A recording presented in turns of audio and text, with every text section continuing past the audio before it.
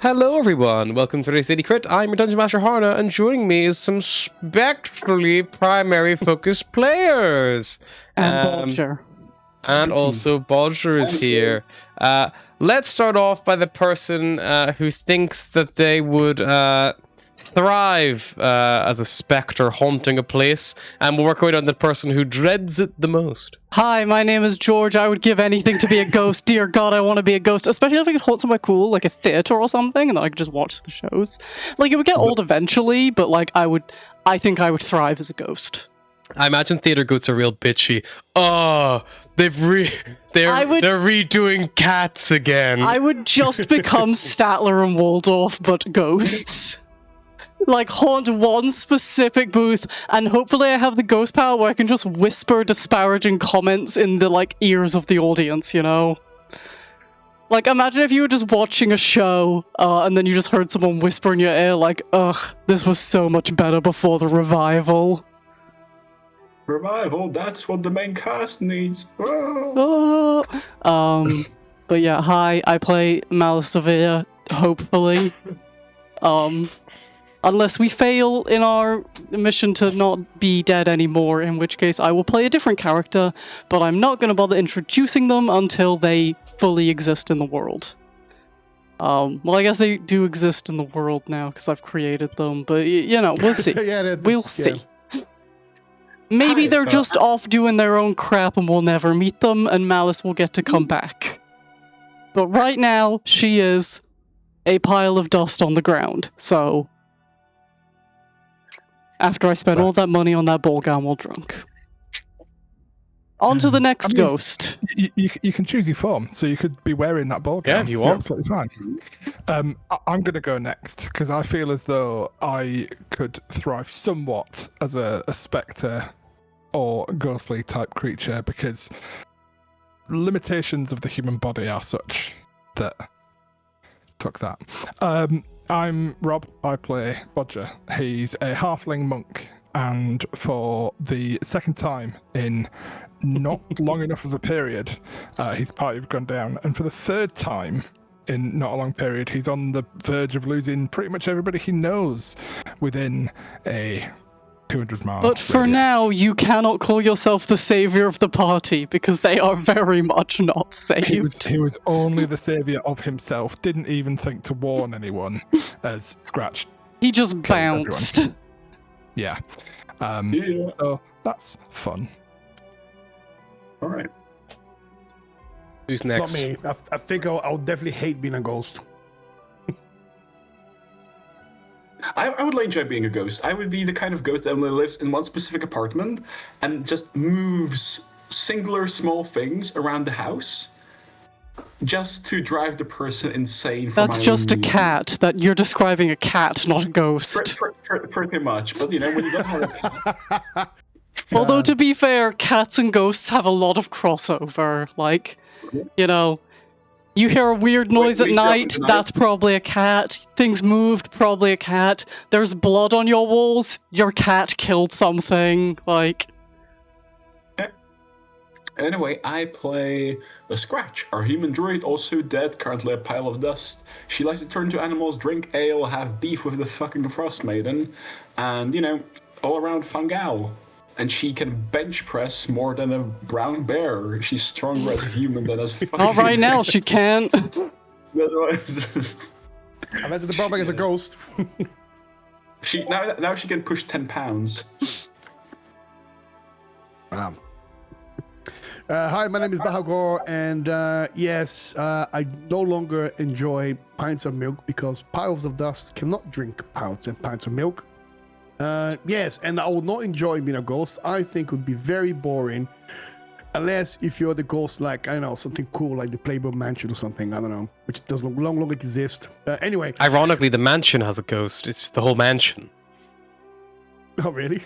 Yeah, the whole mansion's one big ghost, man. That thing's dead. Yeah.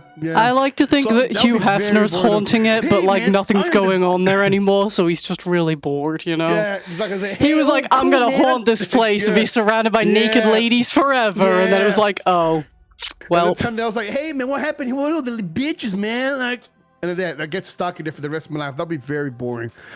Yeah. Who knows what's going to happen to Bahagor and his fellow companions?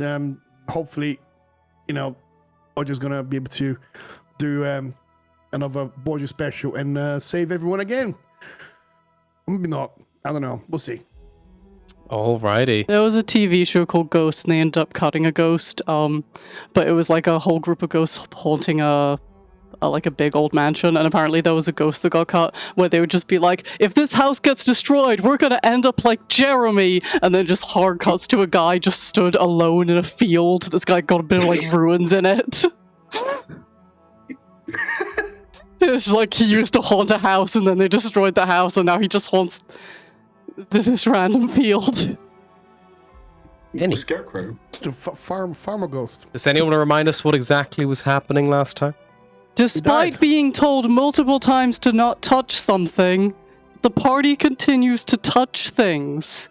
Except in this case, rather than just cursing Bahagor, it murdered us all except Bodger because he has good reflexes. It just started glowing mildly. Scratch walked into a room that was completely blazed with a skeleton outstretched, almost touching an orb that was glowing, and she went, yeah, picking that up seems like a good idea. And then it exploded in radiant fire and killed us all. Which, to be fair, that guy's skeleton was sturdy as fuck, because we just immediately became dust. Scratch expected a fucking on switch at least. There was no on-off switch. There was only the It was like, hey, do you succeed or fail the save? Too bad, you die anyway. Alrighty. Also, right before that, Bahagor nearly died.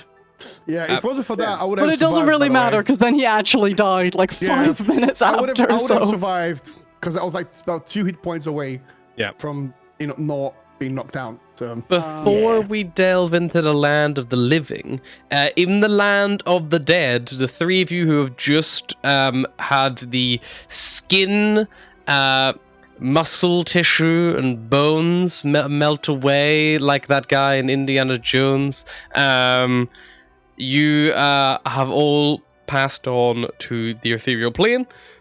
You are greeted by a giant floating spectral head with fire burning in its eyes. Cool. You see as the device falls on the ground with a clatter and the light in it goes out. You hear the voice, "Don't touch it! Oh, fuck. Well, idiots, how can you expect anyone to follow basic, obvious, telltale signs of whereabouts that's going to happen? It's almost like I've made it obvious. What do each of your spirits look like?" Remember, you can look like a blob. You can just look like a plasmic blob, or you can look right through up to your own dead character. Something bizarre, like a ghostly crow. Scratch looks like a small yeti. Aww. That's like a small yeti, nice, like that. She's like Tarzan. She always wanted to be a real yeti. I say it looked like a blob from the guy from Ghostbusters. What's his name again? The green thing that floats around. What's You his look name? like Slimer. Yeah. You're Slimer, but you're like made of milk. Like curdling milk. Milker. Gross. Yeah, we call him Milker. Whoa. No, we don't. We don't call him that. And then, he can fly through he can fly through Bodger's chest, and then Bodger can say, "I got milked" at one point. A la that scene in the Ghostbusters. I don't want to play this campaign anymore. I did name the episode Bodger Saves the Party Again, but I may need to rename it to Bodger Gets Milked. I don't want to play anymore. Oh my god, I've downloaded the wrong movie, I think. Nope. In Ghostbusters, you did not. He gets sucked off by a ghost, dude. Yeah, Ghostbusters is full of sexual innuendo. That scene always confused me because it's not even like in relation to anything really. It's just like a montage of them fighting ghosts. It's like, and then he gets sucked off by a ghost. I don't know. Why not? Malice, what does your ghost look like? You've got Milker, the floating blob of milk. And a little yeti. You got a little yeti. Malice looks exactly like herself, but with 2 eyes. Cool. Malice looks somehow the most normal of the lot. Maybe the first time I've ever said that sentence. Or anyone, for that matter. But yes, as you find yourselves in the land of the undead, this giant floating spectral head looks at you all and goes, "Well, congratulations, you died." Alice turns Okay. to Scratch and is like, "What I said about a touching thing? Let me at least cast a spell first to tell them they're gonna kill us before they kill."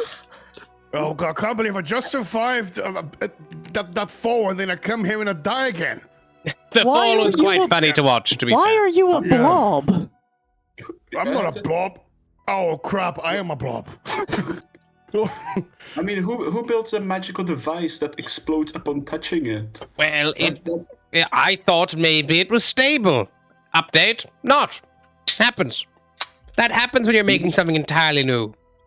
Were you a floating head on purpose, or is that just something that happens? No, I believe that if my old accomplice Copper here, she would make a remark about my big head, and perhaps it is a self-reflection of myself. I've had time to ponder it while I've been stuck here. Well, You there's not can't, much like, to do. We can Move towards the light, or isn't there a way to like not just be ghosts in a freezing house forever? Although it's Probably. not actually that cold now. It's fine. I It mean, I goes can't above feel me. anything. It's pretty warm. Can That's you feel probably cold because when you it don't have goes? any skin or organs anymore. Well, something Oh, is yeah. blocking me from moving on to Maybe. be warmed eternally in the light of the morning, Lord. So, don't know and not sure. But you're all dead, so maybe we can work it out together. I did write down in the suit over there with my nose a message for you, and you look where he like gestures with a nod of his head. You can see in the suit he's written, "Don't touch." And he's like, "Unfortunately, the first thing you did was go and touch it instead of looking around. So that Hey, was a moot point." Where did Bodger go? Your friend? Oh, he dived out the window. I think he's okay. Well, Alice will go look out the window. You go look at the window, and you can see Bodger on the outside balcony. Bodger, you are He is Alive? in the fetal position, rocking. While you've had this conversation, he's kind of popped up. He's realised that you're all gone, and he's just like, "Oh fuck, I don't even know where I am." Alice will try and like she'll wave her hand in front of his face initially, and I assume that does absolutely fuck all. he can't see you. And then she'll try to dip her hand into his face and see if that does anything. Okay. You can. And yes, she is absolutely thinking in the back of her head, maybe I can possess Bodger. You can make me a charisma check, please, Malice. She's not very charismatic.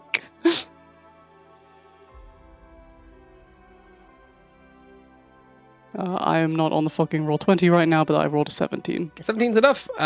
You feel your like ethereal form, like you can like probably phase through the wall a little bit to go out here to Bodger. Don't really want to be a halfling, but I'll possess who I've got to possess. But if you put your hand on Bodger and It's try to the exert autism. your will towards him, Bodger, you feel like something like pushing on your chest, like as if something's like pushing on your chest. And Malice, you realize that you can. It's not very forceful, like you can like just you think you could probably like tap someone on the shoulder, like interact with things around you. You don't think you could cause harm with this kind of thing. That you couldn't hurt Bodger, but you could definitely get his attention. But I can't, just like kick his soul out and jump in. No, Darn. you unlike Beetlejuice, not any ghost can do possession. Darn. Not just any old ghost. it doesn't take less than one lesson. It does not take less than one lesson. No. Do I notice that he has noticed me, or You would see your hand has an impact on his clothing, and you feel like a weird resistance. oh. I can definitely manipulate things a little bit. Bodger, how would you react if at all? To the pressure on the chest, Yeah. he thinks he's having a panic attack. This will not be the first time Yeah. that he's had that kind of reaction after all of this. Cool. But you can interact with things. Yeah. Yes, you can do some minor things. When I push on, I tried to interact with Bodger. Yeah. He's not really responding, but the fabric on his shirt moved, so it definitely is doing something. you try? He's kind of clutching exactly where you touched him. By the way, like with his rocking. He He's just might like think close he's to his having a shoulder. heart attack. Could you try writing in the snow, like with your finger? Can I look around for like a snowbank within Bodger eye line? Probably nothing super close to him. But there is like some snow on the wooden boards here, like nearby, that you could like carve into the onto the actual decking. Can I write we are ghosts? Make me a charisma check. Can I try to assist her on this? Just give me a little hand. Maybe I can try to. Yeah, you can try to help her. Yeah. You can Yeah, make I'll another give check assistance. yourself if you want. Charisma check. Yeah. Dope. Hagor, you try to exert your will, but like you just keep feeling through. You can't like physicalize this. Why can I do it? Don't know if that rolled or not. Just tell me the number. It's then I 17 17 it's again. Just coming up. Yeah. Okay. And Malice, yeah, you're able to write "We are dead." No, we are ghosts. We are ghosts. Sorry. So you write "We." He knows we're dead. You write "We are ghosts." Bodger, do you? No, I just need to try and get his attention. How much effort is it to try and pick up a little bit of snow and throw it at him? That is going to be a another charisma check. Anything you want to do to interact with the physical world is a charisma it's check at charisma. DC 10. And Scratch should also try to pull Bodger. 19! I throw a snowball at him. Scratch should also see Mouse's efforts try and pull his hand in the direction, like tug him in the direction of the sign. I throw a snowball from the direction of where I have written. Okay. Bodger, things start happening to you very rapidly all at once. A little small snowball hits you in the side. Actually, I'm going to do another save because this is a halfling's. Never mind.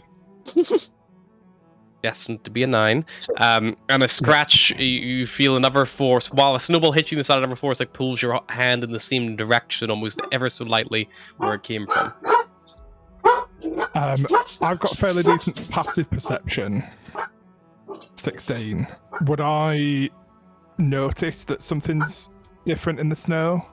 As I'm, Yeah, like, probably. I looking mean, around it's been made pretty obvious, like, you know, someone's written something out in the snow, and that you don't think it was there when you walked up here initially. We are ghosts. Wait. How are you writing that if you're a ghost? If you're a ghost, Tap twice. like, do a little squiggle in the snow next to where you've written it. Can you hear me? I will try and scribble in the snow. And I will succeed! Nice. Oh fuck. Alright. Fuck. What now? I don't know. You know who he is. Okay, so you're not like dead, but you're dead. But I saw. Okay, right. So it's good that you're not like fully dead. What can I do to make you not be dead anymore? Because I don't really want to, you know, travel on my own. I don't know what the weather is going to be like. It's really far. You're all dead. Scratch stopped me from dying of fucking coming an ice. I'm going to come in. Can I try and write a no-touch orb?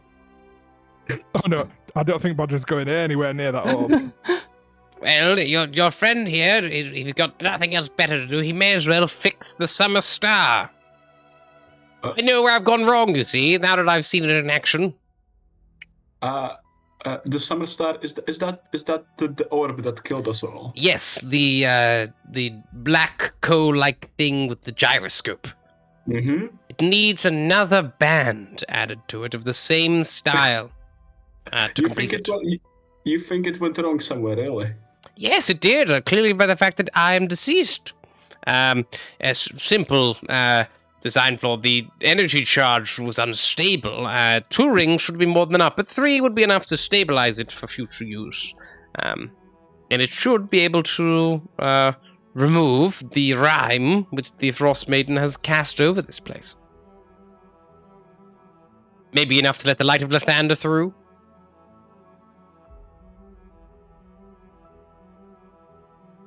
If you buy into that sort of thing, miracles can happen.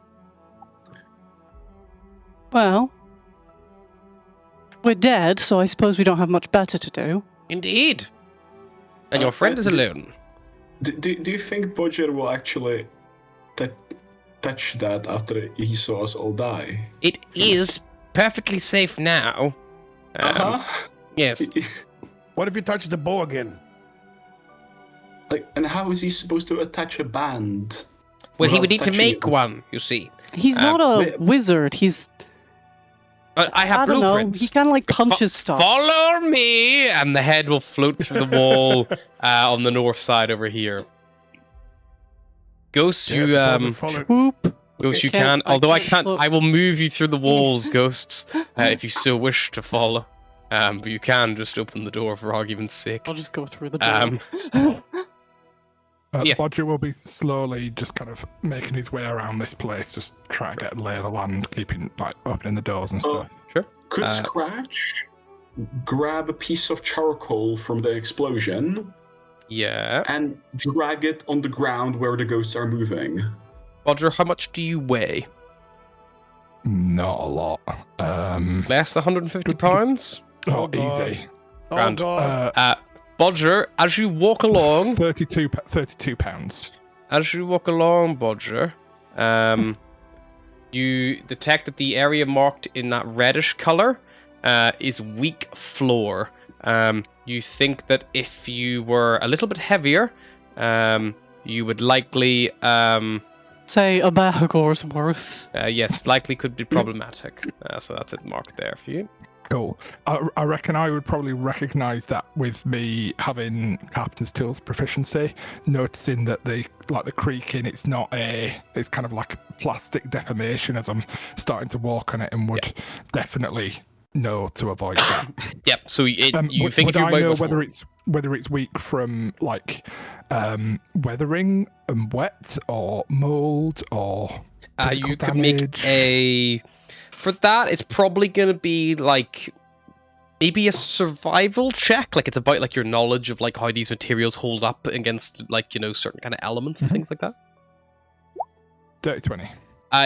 You think that this is just a matter of like age and exposure. Like this thing hangs right over like a big like drop. There's probably a lot of buffeting wind kind of coming up, and a lot of strain on the boards. They're just not well maintained. They've not been varnished probably since they were first put down. And it's just kind of fallen into disrepair. Water's got into them.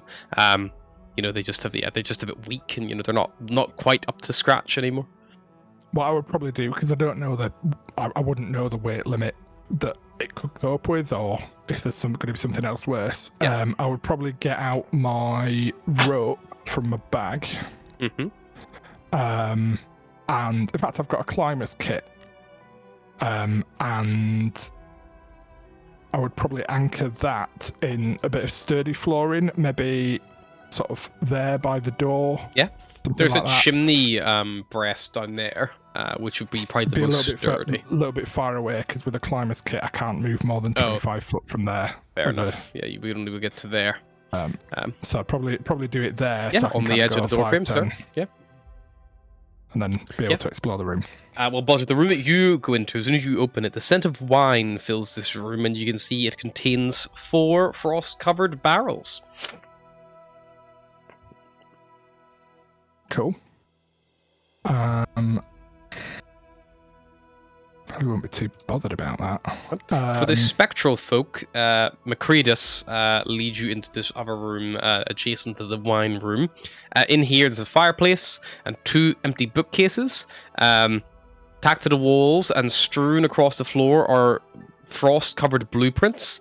And face down on the floor next to one such blueprints is a tiny man made out of clay.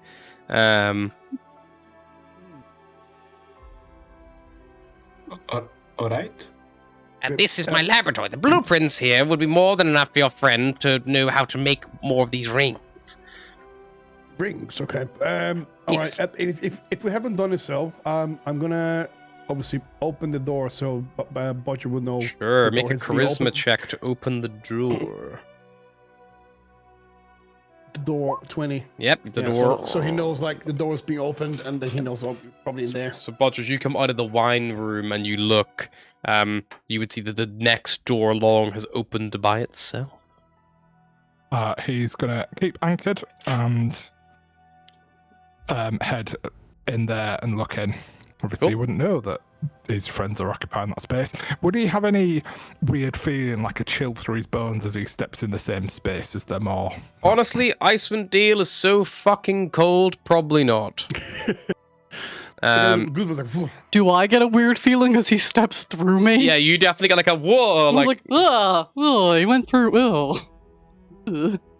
He went for the blob of milk. You might Bodger, say this is he what you got- would see and never hear. mind. I'll ask Macretus. Okay, what's that tiny little figurine you have there? What is that there? Well, that used to be Blair. He was my homunculus. Whenever I died, he died. Oh, I see. You know, thinking back, Blair was the one who suggested the 2 rings would be enough. It's probably his fault, the fucking prick. Well, so you how many rings is he supposed to add?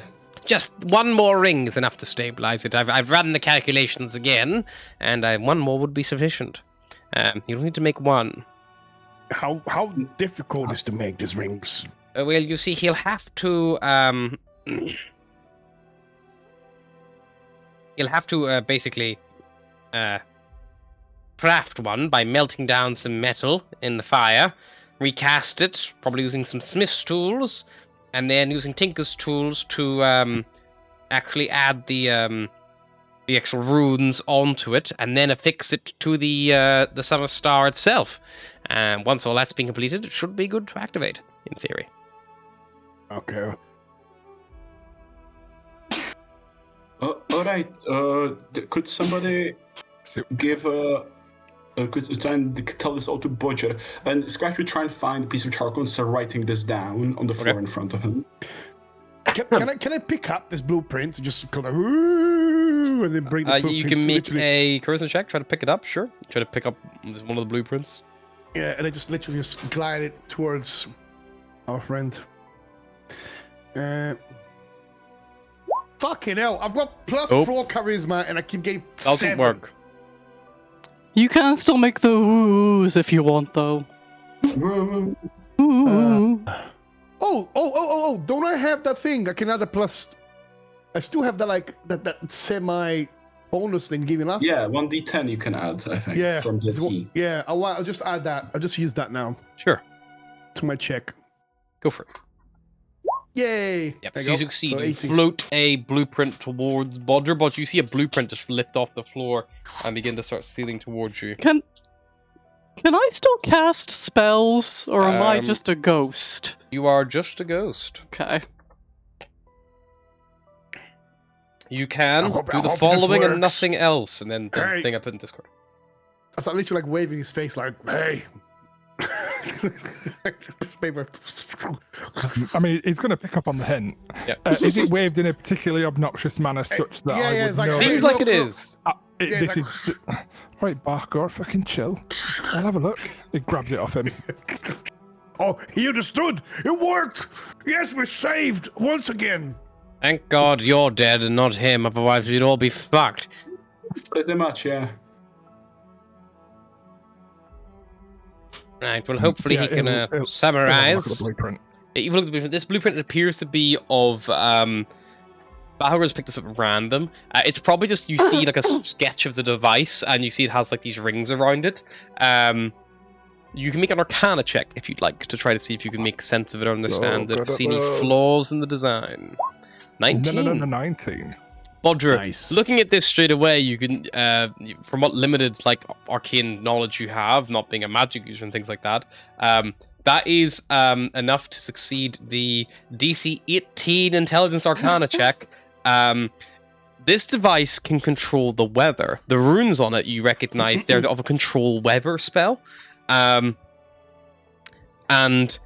you believe that the device obviously has quite a big design flaw. The amount of energy that looks like it's required to make that spell is of a higher circle of magic than what these rings can contain, which is what resulted in that big explosion that wiped out your 3 friends.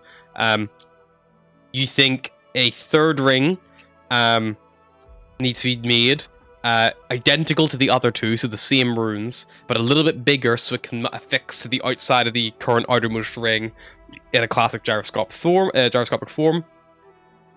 Must be made out of metal. Looks like the original design used silver, but you think that maybe any metal might suffice in a pinch. And yeah, you're able to work up from the designs, like, you could scale this up a little bit, like one of the ring designs, and make it a bit bigger. Yeah, you just think you need to, basically forge this piece effectively and then attach it to the device. And then in theory, it should work. You would also know that with a 19, you would have to attune to the item first before you attempted to use it. Well, it's a big job, and I ain't no smith, but... Right. I guess I'll start having a look for some of these bits, then. If you can point me towards where I'm supposed to go to find this stuff, it would be... Scratch would look to the floating head and like, well, and where do you keep your metals, your silver and zlato and silver? And I had kept my smith's tools and tinker's tools in the little workshop area. As for the smithing, I was able to warp the metal just in the fireplace for my purposes. It wasn't too complicated. Unfortunately, I would have needed to pop out to get more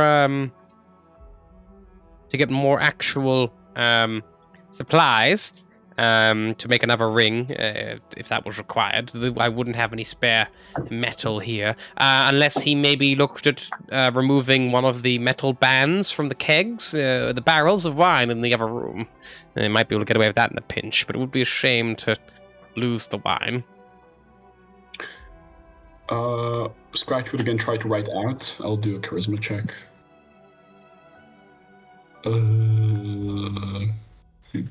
Good thing she's great at charisma. She ain't. Bodger just walks through you as you're trying to communicate. Could somebody try and write, please? And she'd point to the charcoal. On it. Malice looks around for like tinker's tools or smith's tools or anything that would be helpful to Bodger. There was a set of tinker's tools and smith's tools all the way over here in the little workshop area that I described before. I cannot remember if anyone picked them up.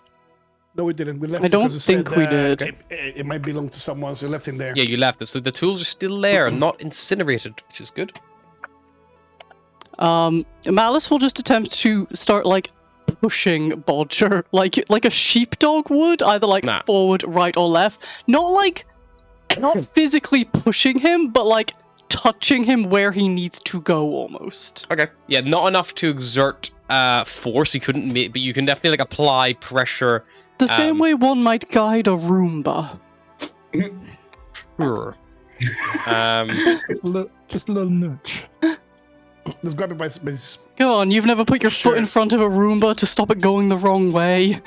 I don't have a Roomba. I don't have a fucking Roomba. Okay, I guess I'm the only one with a for a Roomba. Yeah, ours doesn't do anything anymore. It just lives under the coffee table because it got stuck there and we still haven't freed it. ADHD be like, it's part of the furniture now. Yeah. Okay. So I think Bodger would be more than amenable to sort of Doesn't work. having these little nudges. Sure. But the issue is because Malice can't exert her force perfectly at will.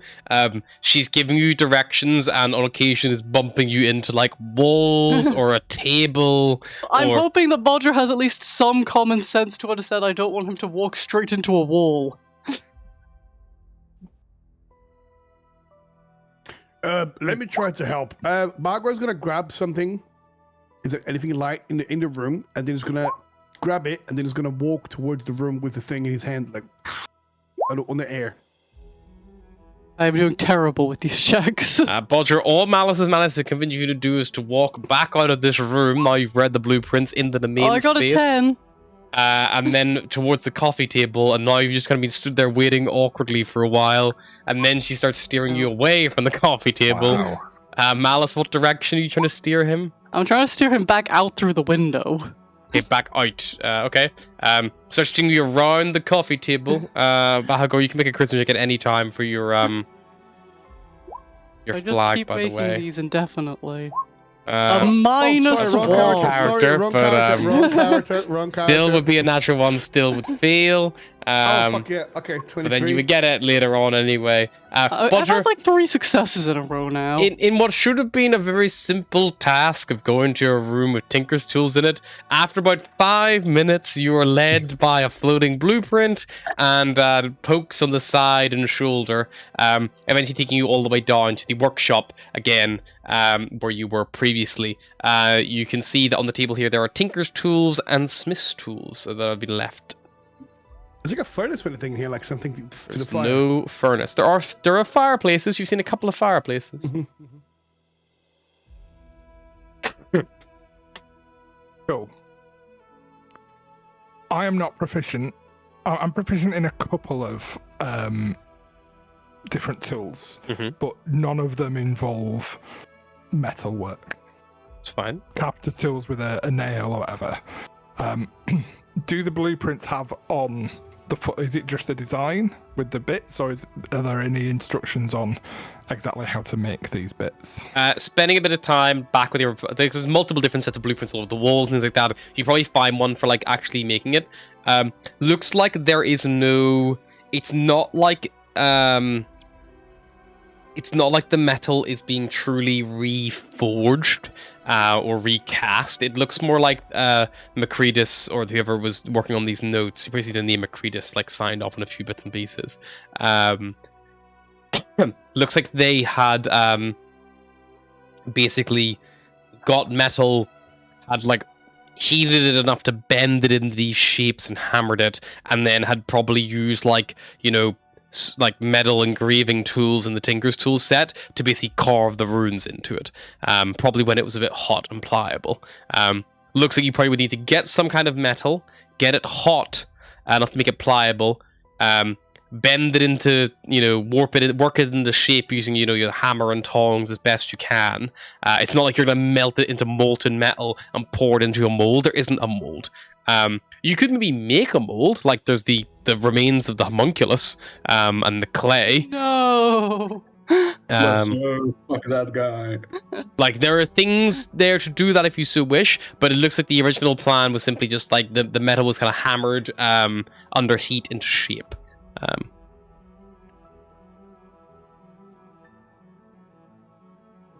Cool. I mean, it seems clear. So the ring potentially getting from the barrel in the winery, I would have been having to had to disconnect from my climbing tool, my climber's kit. Yeah. Before coming out this window. So I'd probably head back carefully. Yep, pick up your like harness again. Climb through the window, clip it onto whatever part of my body, climb into it, whatever, and then head over and get the metal. Yep. You've no real issue in the house. There's nothing else. I'm supposed to give you a little idea of where you are and what's around you. But you can go. You can pry the Smith's tools. It's literally like, you know, to hammer the metal off the top of a barrel is not overly complicated. Just take a few good swings of a mallet, which the Smith's tools would have. Yeah. Pop off this ring. It's way too big right now. Like, you know, those are like, you know, full sized like barrels. So the ring is probably, you know, like that big. Even the smallest one is probably, you know, a good 1.5 foot across, maybe more. Whereas this little thing is much smaller. It is, I believe, literally where is the exact description? 6-inch diameter gyroscopes. Yeah, you need to get something that's like 2 foot down to like, you know, a quarter, maybe a little bit small, a little bit bigger than a quarter of its current size. Which would probably involve a lot of like, you know, cutting and then bending and then cutting and then like forging back together. Cool. Is there any indication about this table other than having the tools on it that this would be the best place to do it, or do I reckon I could just do it here? You reckon you can do it anywhere there's working space? You definitely need some kind of heat element to work metal. You can't just work cold metal. It's not going to bend. It's not going to hold its shape. It's just going to spring back unless you can push it past the point of when it breaks that, like when it goes beyond that point of bouncing back in the shape. In that case, first thing I'd probably do, start to get the fire going, so that I can start taking hold. Yeah. What are you burning?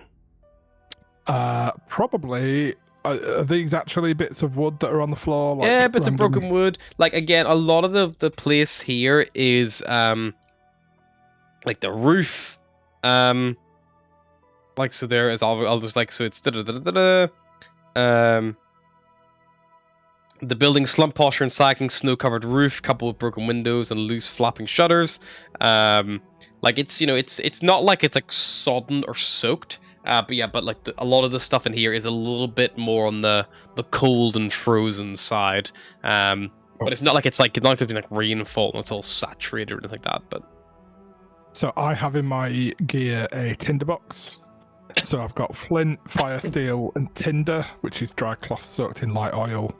It just said lighting any other fire apart from like a candle, lamp, lantern, torch takes 1 minute. So probably a little bit longer than a minute, but probably not too much longer. And even if I end up using up my tinderbox or using up the consumable materials therein, I'll kind of devote it to getting a good little fire going. Nice. Yeah, make a survival check with advantage, and that'll see how little of your fuel, like that little starter that you use. A 12. I would say you use a big chunk of your supplies, but not all of it. You still have, a lot of flint left for the actual flint and steel. It like strikes together. But like, a lot of that, like, slightly more like fast burning fire starter, you burn through it like about half of what you have. But it's the sort of thing where it's a couple of copper in the next village. It's never gonna set you back a crazy amount. Yeah. So probably do that over here. By the fireplace. Let that take hold as I probably do some measuring up to see. And I'd probably just take my hammer to a bit of the circle just to kind of break one bit apart, knowing that I only need a quarter of it. I'm not bothered if there's one bit of the arc or the circumference that gets dented, just so I can kind of start to you start to go to work. This is going to be a dexterity arcana check, using the tools. That's a straight dexterity check for me. Because you have all of the smith's tools and tinker's tools at your disposal and a fire going, it's made at advantage. Oh, nice. 4 is more than enough. It takes you the better part of about 4 hours. To get the fire hot enough in the first place is a real bastard. You put the metal ring in, it kind of gets hot, but it never gets like white hot or like anywhere near where you need to be for good easy forging. You've not got a bellows, you've not got a way to make this fire burn hot enough to like make this metal easy to work. So it's literally take it out, a few hammers here, a few bends here, and it's got to go straight back in, and you're waiting again. It's all a waiting around. It's not like it's hard. Like whenever you're at it, it's like tiring work, but by no means is it like you're just hammering for hours on end. A lot of the time, you're waiting for the metal to heat up hot enough to get a good few hits in, and then putting it back in. And every time you hit it, like little old bits of black soot fleck off the metal as like that like red, orange, amber glow kind of persists. Eventually, you even have to like take like a saw and like just cut through the metal where you don't need it anymore to cut off that excess. Once you've kind of bent everything else into a good shape and you don't need to do any more cutting, you just basically cut that tail off, hammer it all in together, heat it up once more, and just try to get that join to like kind of fuse together. After all that, it's the same process. In it goes into the fire, take it out, mounting it on like anything you can kind of like get it on, like any like bits of like wood that probably begins to like singe and burn. and turning black from the exposure of the heat. You take a little chisel and like the actual engraving tool, and you start like carving these runes in. With 24, it's more than enough to complete the entire thing. And again, it just takes about 4 hours or so. And finally, you are able to attach it to the device itself. Basically, you have to modify the original design to actually allow the spool to be long enough to attach to the final scope. But yeah, you put the final ring on, and you now have the completed device. Several hours have gone by. I think as I'm doing it, I would probably be making it very clear to the party, hoping that they can indeed hear me. It's like, just so you know, I ain't touching that fucking thing that, Scratch touched. I'll do all this, but I ain't lifting nothing, so you better get your acts together and start lifting stuff later on.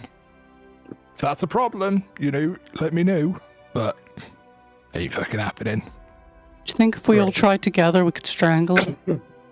Well, maybe. But no, alright. One of us holds the thing up while the other moves the band. That looks pretty heavy, man. I don't think I'm very strong as a ghost. How heavy is this thing, DM? It's a 6-inch diameter, made of metal and coal. Could Scratch try to move it? Yeah, that's definitely more than 5 pounds, isn't it? The 10, I think, is our limit. That's 5, isn't it? Can push. No, 5. Yeah, 5 pounds is your limit. Oh shit! Wait, Yeah, it's 3 of us. I mean, You can work together. Yeah. Yeah. Well, I guess it looks a little bit heavier than we can lift, but I suppose we can all try it together. Let's just try and put it on. And Scratch will try Alright. to do a charisma check. Should we tell Bodger to stay outside while we do this? Just in I case. think once he sees the thing moving, he'll get out. He One- 100% Yeah. will.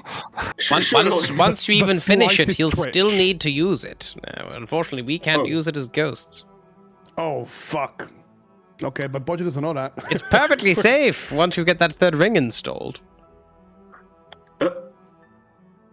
Your friend has done quite a Scratch- remarkable job, but almost as good as my handiwork. Well, your handiwork got you killed, so let's not praise him yet just yet. Yeah. I don't like you. No, That's all right. It's fine. I'm going to choose to ignore that one and focus on the weird milk blob and the tiny fluffy thing. No, she has a point. Your work fucking sucked. And Fuck you, blob friend. I mean, we're already dead. What worse could I'm just possibly saying, happen? your I mean, ego is literally so big that you spiritually became a giant head, so... I'm not listening to that one, but if you could tell your friend that she's a cunt, that would be much appreciated. In my it culture, you would have been said killed you're at birth and the cunt. world would have been Alright. better for it. Alright. Margot delivers the message.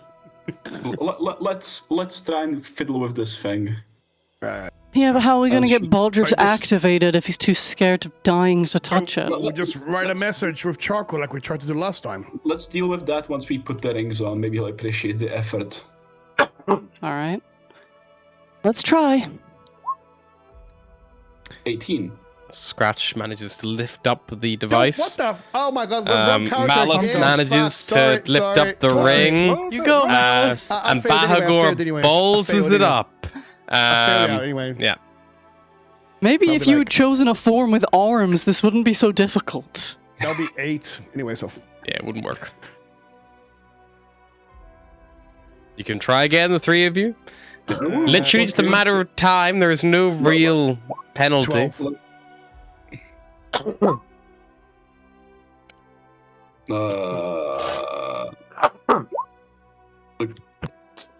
This Okay. takes Alright. some time. There again. Eventually, you will 21. all roll over a 10. That's my second nat 20. There you go. Yeah, And we did another 20. it! So, you put the pieces together. They join together actually quite snugly and well. And the summer star appears to be completed and ready to be attuned. Margot's gonna go right. Okay, draw a little smiley face on the wall. Trink, trink, trink. You draw it in like the old suit. In what used to, but probably actually was your flesh that's 19. been burned on the wall. Yeah. Or like Flash, where Bahagor used to be just little. Yeah, there's like against the wall. There's like a Bahagor shaped like and then, like, on his horrible face, silhouette. A little smiley face.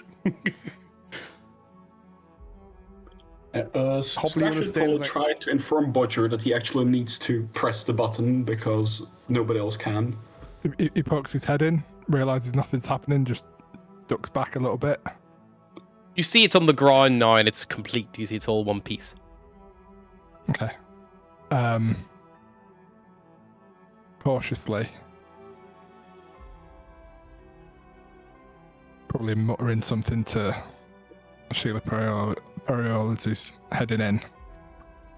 So there was a big smiley face and a what?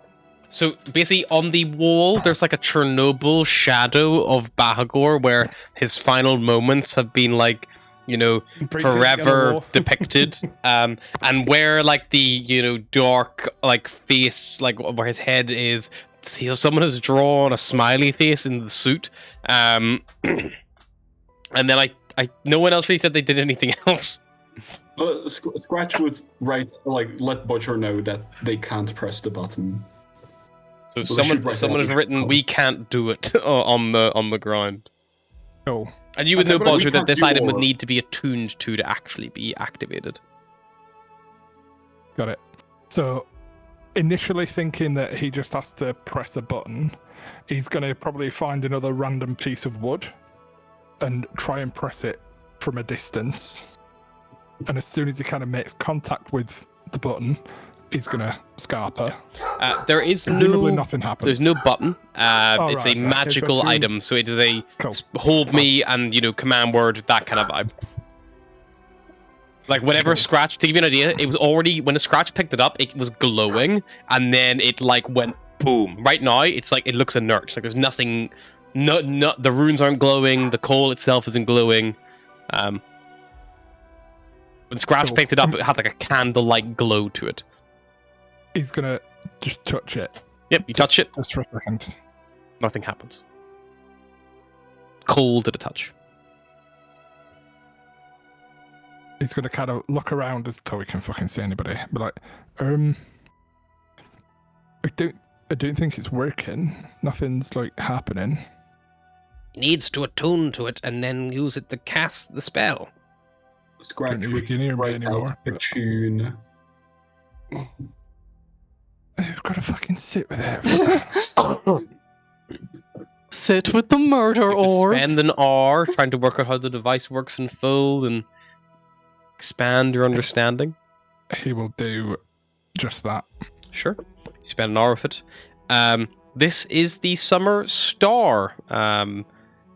Bodger, while holding it, you can use an action to cast the spell Control Weather. Unlike the traditional spell, you do not need, neither does the Summer Star, to be outdoors to cast the spell. Oh. You would also know that under normal conditions, this device, after it is used once, seems to be a one-time use item. But you don't, and you believe it'll last. The duration should last realistically as long as your concentration or the spell's duration in full. Oh. But again, this is like an early on prototype version. Maybe not the final Yeah. piece of the puzzle, but this is like someone's working on a like way to make it work. But it could work up to 8 hours, and it could be a 5-mile radius of. You could pick anything from clear, right up to torrential rain, hail, or a blizzard, to Arctic cold, all the way up to unbearable heat.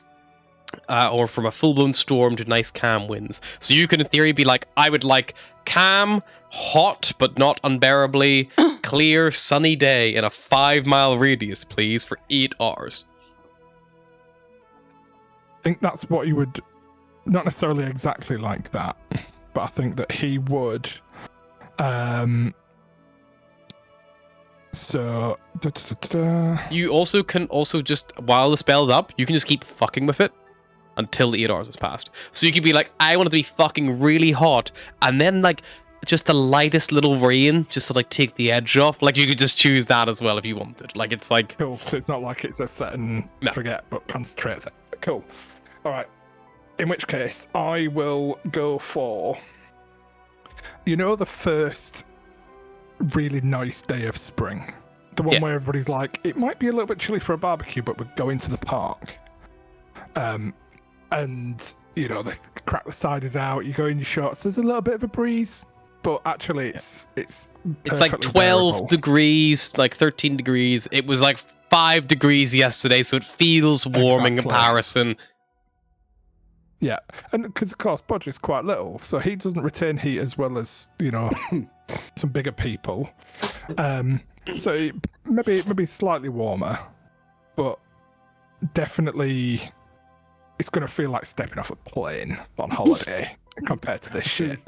Nice. God knows what it's going to do to the ecosystem, but thankfully the ecosystem's already kind of fucked, so it's fine.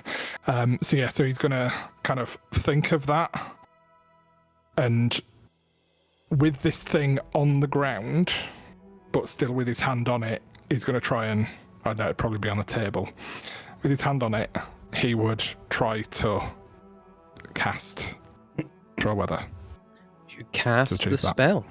With the thought in the back of his mind that he can dive under the table if it starts looking like it's going to do anything weird. Can you I'm roll me a going to- d4, please, Bodger? Whether it works or not, I'm going straight out this fucking window as soon as I feel that I can.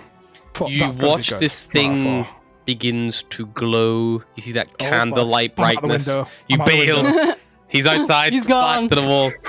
You don't see it, Bodger, but everyone else does. You see this Malice thing. watches him go, he's like, he is fast. You see the rings begin to like start spinning around, and as they spin around, the light gets brighter and brighter and brighter, and it swells to a point, and then you see the runes on the first ring like flare of energy, the second ring flare of energy, and it swells brighter again, and the third rune sweat like pulse of energy, and then it like almost like buffets itself back down again and collapses into itself. And it kind of grows and buffets to the third ring and then buffets back down again. And it kind of pulses and glows and pulses and glows. Bodger, you wait for maybe 10 minutes outside. You can hear like vroom, vroom, vroom, vroom, vroom, vroom, vroom, vroom, still going. First thing you notice, the absolute first thing, is that the snow, which had been falling, has now stopped. It's at this point you would say midday.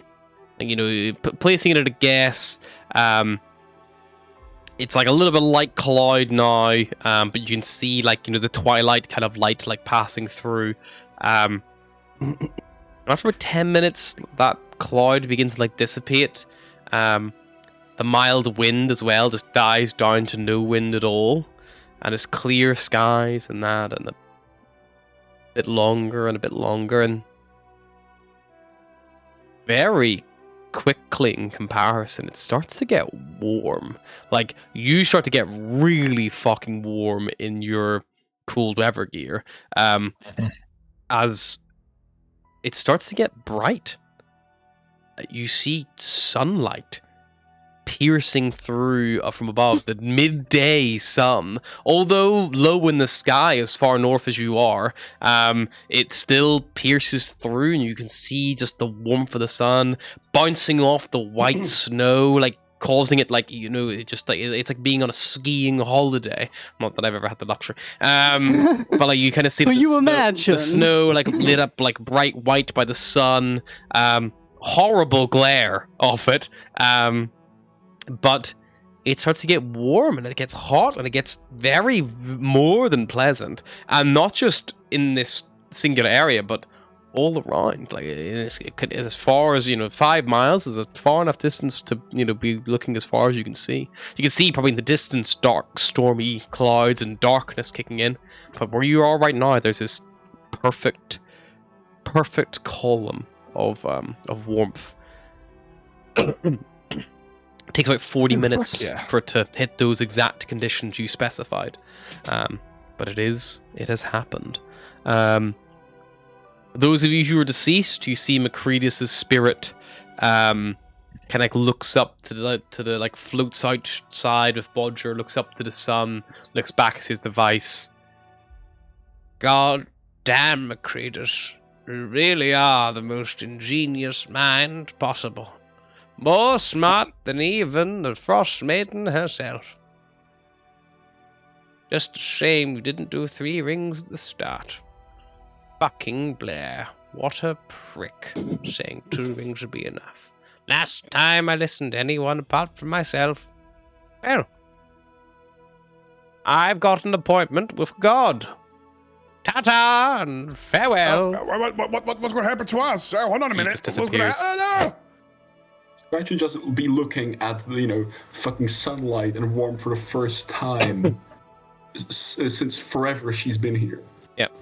You think that's big? Malice is seeing the sun for the literal first time ever. And does not have sunlight sensitivity because she is a ghost. This is the first and last time she will see the sun. You see, as you kind of look up and take it all in, suddenly you see that there is a form. You see that there is a man. He has beautiful tanned skin. He has this fiery ginger hair. Human man, nicely muscled. He wears a set of colorful robes of reds, pinks, and yellows, and he's got this red and golden sash across his waist, and he wears these golden sandals. That guy's feet must be freezing. There's still snow on the ground. He kind of chuckles a little bit and looks over at the 3 of you, looking at each of you in turn. Oh shit! He sees us. Yes, indeed. Hello. Hello there. You 3 are quite something, I must say. It has been a while since I have graced the frozen north with my presence, I should say. But I suppose Macretus did set out to achieve this. Fortunately, his design is a bit small and not as permanent as we would have hoped, but a step in the right direction. I bestow upon all of you my blessing, including your friend who still walks on the mortal coil. And I can send you back to be with him if you'd like. Right now, you are effectively under my hubris. But the device that he has toiled over and repaired, the Summer Star, as it is called, after this use of it, it will burn out without sufficient power. But if any of you, for some reason, decided your worth was so little as to be a power source, you could, I suppose. If any of you were willing to re-enter the device and give it another spark, it could have at least another use, maybe a couple. I can't say for sure. I can't say that science and that sort of thing of invention is really my bag. But, if someone wished to do that, they could. Or I could return all of you back to life. As you were before the device rendered you to dust. So, the 2 options is we go back to the plane we were before, or we use our spirit to power the device. It is not the only choices. Also, I can ferry you on to wherever it is your souls would normally end up, whatever divine realm you would be destined to live out your afterlife in. I don't believe any of you are followers of myself. Scratch would approach the device looking at the sun. And if one were to enter this orb, you say a few more uses? Indeed. Or how much? It would continue to be used against the Frostmaiden wherever your friends saw fit, I suppose. Give them a chance of renewed life, break from the suffering. I couldn't say how many uses. It depends how strong your soul is, I suppose. But I cannot speak for the damage it could do to your soul, trapping yourself in there willingly. I can't imagine it would be a pleasant experience. Scratch will look to the sun. She will look to the man and then to the party. You're worth She'll more look- than a coal in the fire, Scratch.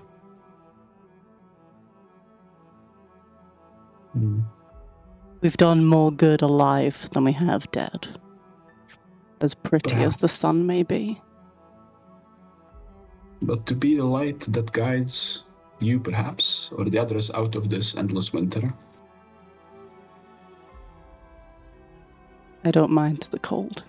I know that this is not a decision anyone would like to make quickly, but I can feel the ire of a certain Oril has been drawn by this invasion in her lands.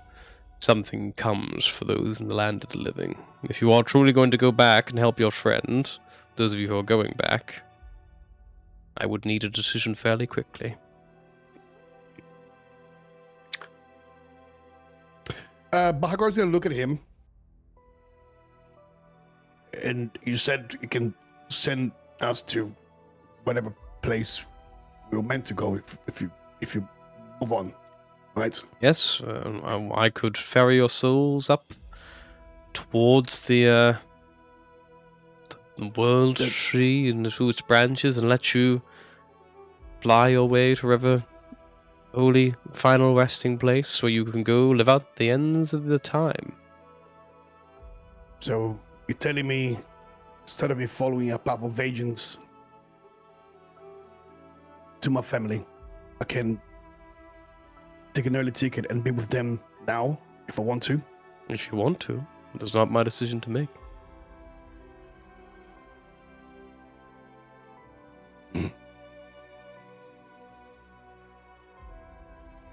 Well, as much as that sounds incredible to me, I don't think my time here is done yet. That's fair. I think after I've met this group and the things I've seen, I think down the line, I think I can probably do a bigger impact if we just move on now.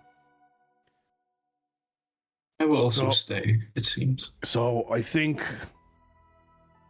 I would like to go back to the world of living and stick around with my family, Of my course. new family, for the time being. Well, I'm agreeing with Bahagora. I'll also go back. So the What do you small Yeti returns. The drow.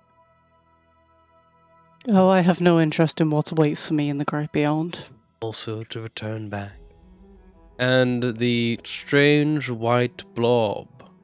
There are two sides of that coin of yours. One, scaled and cold. The other, not lost. Will it be Bahagor or Gororash who returns?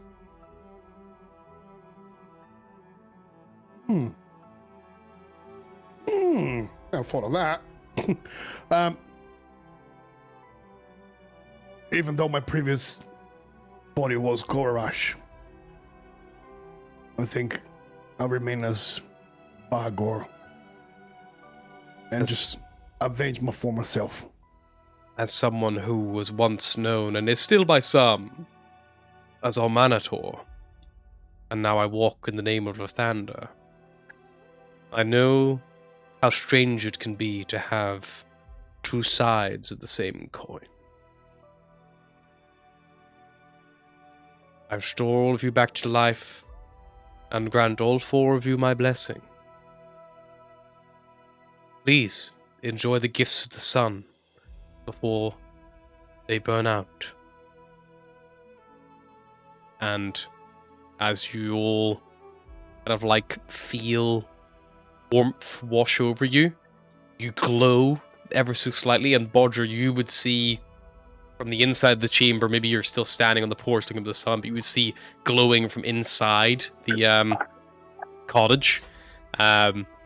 Don't know if you would react in panic as if something has gone wrong, or Down the stairs. as you start fleeing, the light goes brighter and brighter and brighter, and like flares out a little bit. All the windows glow white. And those of you who previously had been snuffed out, you are all back. You are restored to life at full health. We get our ship back, or are we All of naked your in the cold? belongings have been restored as well, as if you had never been reduced to ash. It would have sucked to get brought back just to die of exposure 20 minutes later. No, it's beautiful, hot sunshine. For a bit. Only for a bit. Don't distract Bodger. Yeah, you got 7 hours, or until his concentration breaks. Then after that time, it will slowly, inevitably fade back to where it once was.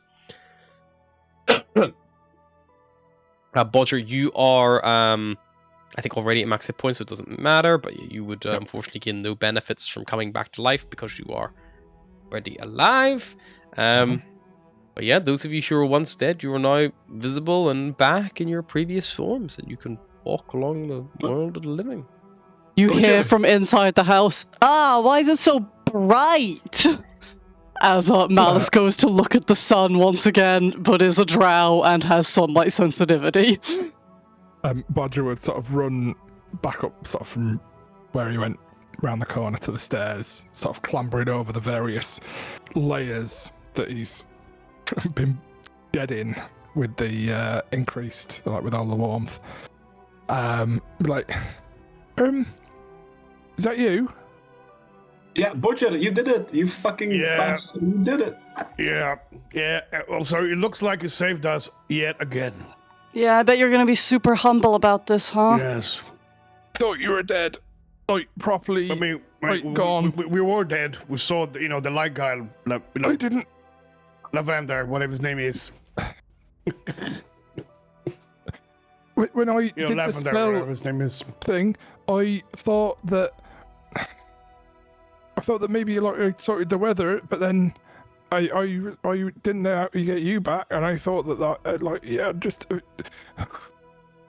It's fine. I know you missed us. We missed you too, friend. Don't you worry. All right, I'm just gonna need a minute. Bit warm, innit? I can't see anything. This is like It's being alright. blinded all over again.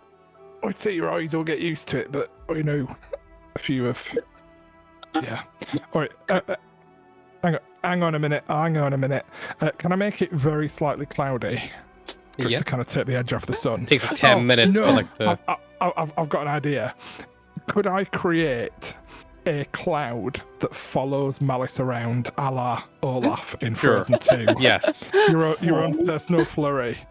It's like, wait, okay, you've got an idea, and he kind of thinks about this for a while, tries to sort of manifest the clouds, covering Malice a bit like almost like a mushroom cap, but 20, 30 foot in the air.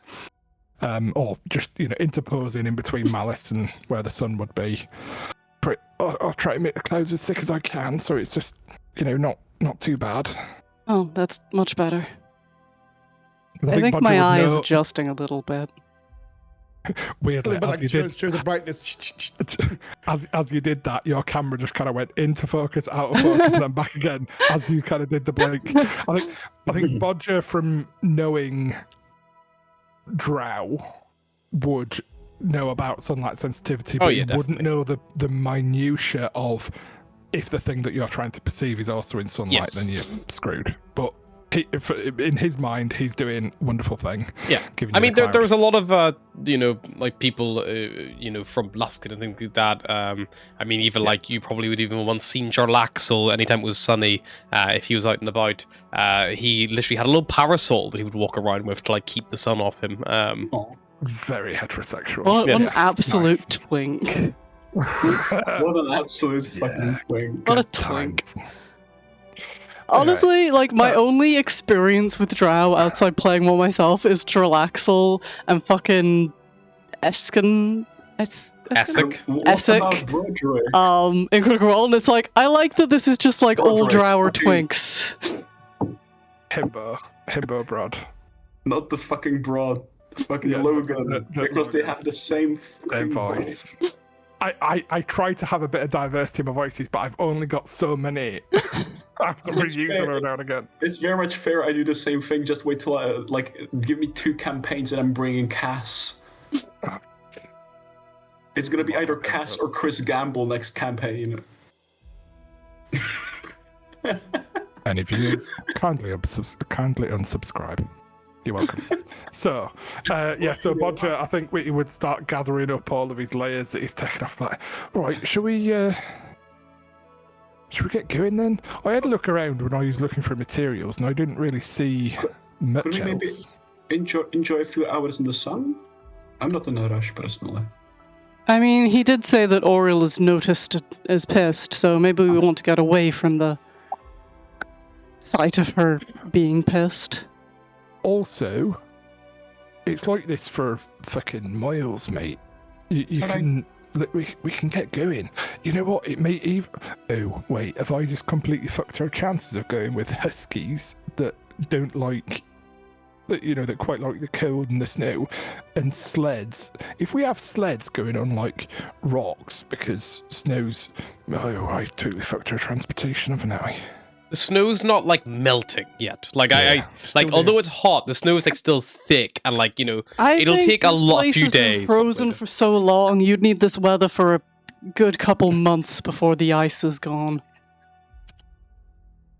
You guys have put a reference. It's a 5-mile radius from the Black Cabin, so that is about there. Oh.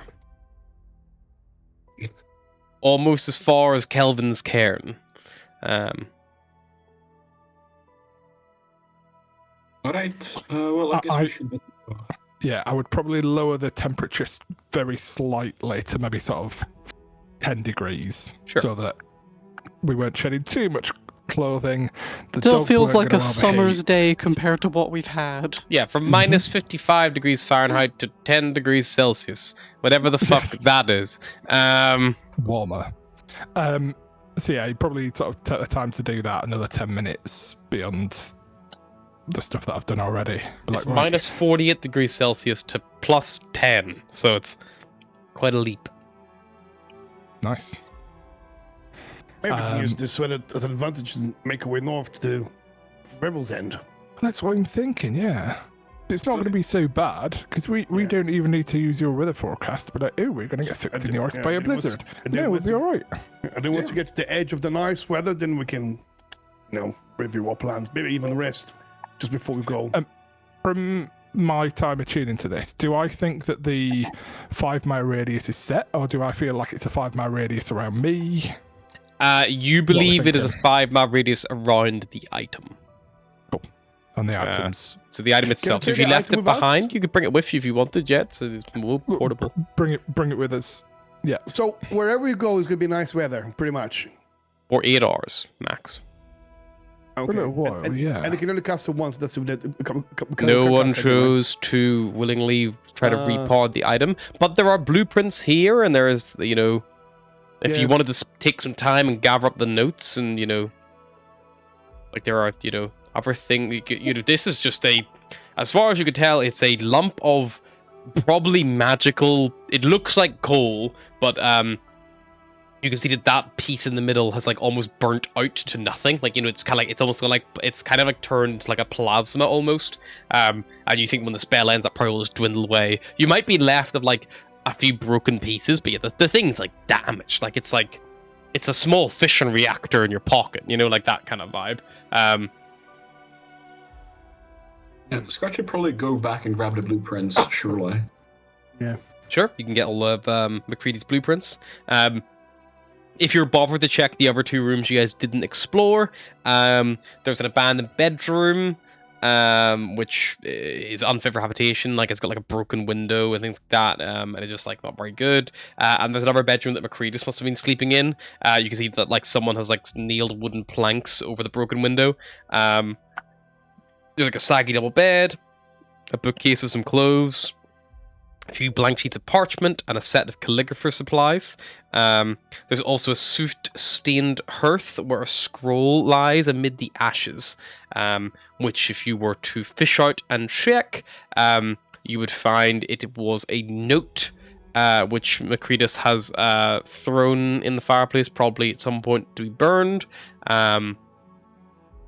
It is this note, actually. So if anyone cares for it, they can read it. But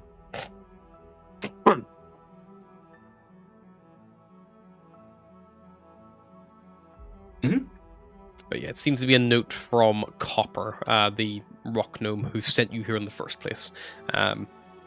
TLDR, kind of like asking him to come back to, 10 times and stop being a lunatic. Obviously ignored by Macretus, who subsequently died. And there's also the barrels of wine, if anyone was so inclined. Bodger wouldn't be bothered about it. Is Macretus' Yes. skeleton still there? The skeleton's still there, yeah. Could we revive out of spite? That would be funny. But no, Malice will get out probably like her bedroll or something, just like some fabric, and kind of pick up the bones one by one and kind of wrap them up in a and give it to cloth. them, and then whatever they want to do with it. You pick them all up. While you're going through his ashes and charred bones, Malice, you find that there is something that was buried in the ash, and you wouldn't have found unless you disturbed the corpse. There is a perfectly untouched, miraculously clean and unsoot-covered amulet, which you can kind of see there. It's a golden chain, and the pendant bears the symbol of 2 hands cupping the sun. She pockets it. Sure. If you want to note down it, you have Macretus' amulet. It's on page 118, if you want to put that as a reference for me.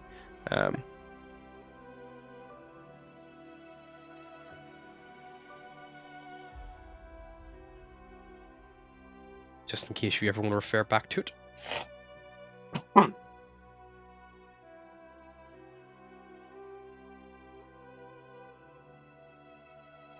Bodger's going to go to the dogs that are, I think, not too far away. Yeah. And just check on them, make sure they're okay with the changes in weather. Yeah, they seem to be doing okay. Like, it's not like it's so hot that, like, they're overheating or anything like that. Like, they're a bit warm, but, like, they Just will roll around in adapt. the snow a bit. Yeah, it's still plenty. The surface where their feet and stuff are is still cold. It's just there's heat from above them now. Kind of taking the chill out of the air is probably the main thing. If anything, they seem to have a bit more energy because they're not, like, stiff. I would probably have asked Bahagor to pick up the Summer Star and pop it in my bag. Yeah, Margot does that.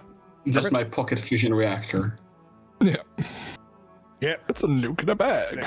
Quite literally. So, while you're reading those notes, did you learn anything else about this equipment, Bodger? How it works? How can we charge it again? When you read the blueprints. I don't know. I mean, I know how to build it and I figured out how to use it, but in terms of like ongoing maintenance or reuse, I reckon I've got enough to last us until we go to bed tonight. I mean, Probably on the considering road. he told us that we could go in there and be a battery, I don't love the idea of what might be running it now. Who? God. Who told you? We met God. That's why we are here. Lefander, the sun god. He Oh, brought us back. Yeah. Should have probably meant. Yeah. You'll live with that. wait. So I didn't bring you back? Well, no, you. Well, you allowed sort him of to come opened here. up like a little bit of sunlight so he could pop down and Oh, bring us back. alright. Okay. Without you, we wouldn't be back. You saved us. You know what? Don't tell him that. Don't tell him that. Be happy, right, that I'm not a drow, because I probably wouldn't have gone for sunlight if I wasn't a drow, and then you'd all still be dead. So, in summary, Malice, I'm glad you died temporarily, and not me. But also, I'm glad you're back, obviously, and you, Scratch. Thank you. I mean, to be Buckle. honest, your chances wouldn't have been great with any of us. I mean, when's the last time these two saw the sun? Maybe they just wouldn't have thought of it. It's a little bit too True, hot actually. for me, but I don't mind. Bit of a change from this cold. I'm the only fucking idiot who decided to come somewhere really cold and not be appropriately prepared for it for whatever reason. Anyway, What should we use this nice weather to make some progress on our journey? I reckon Fair, so. just don't expect me to be able to spot anything. I mean, you've got your personal little cloud there that blocks your eye. Yeah, but it doesn't Actually, block turn the your sun from everything on the snow. DM, I'm not metagaming, but why are you bringing up the initiative? Don't need to worry about it. Don't even worry about it. You guys just keep role playing. Turn order pop up, and I'm like, "Oh, what now?" You guys just keep enjoying your role play. Right? Can I just agree? Like, everybody's okay with this sort of weather, right? It's a bit nice. It's not like Yeah, no, inclement weather. keep There's it no that rain. way. Would you prefer a bit more overcast, Malice? Oh, Not don't saying worry I'm about gonna do me. it more overcast. You'll only Okay, get the right then. sunlight for a few hours, and then it'll be gone forever. So Right, somebody else. Can I get on the sled and just like for 10 minutes, just make it a bit fucking sunnier? I mean, no, it's fine, it's fine. I feel like eating something though, because don't know about you, I've just spent 4 hours fucking doing smithing work that I never thought I'd do. I mean, you could do a little barbecue outside at least.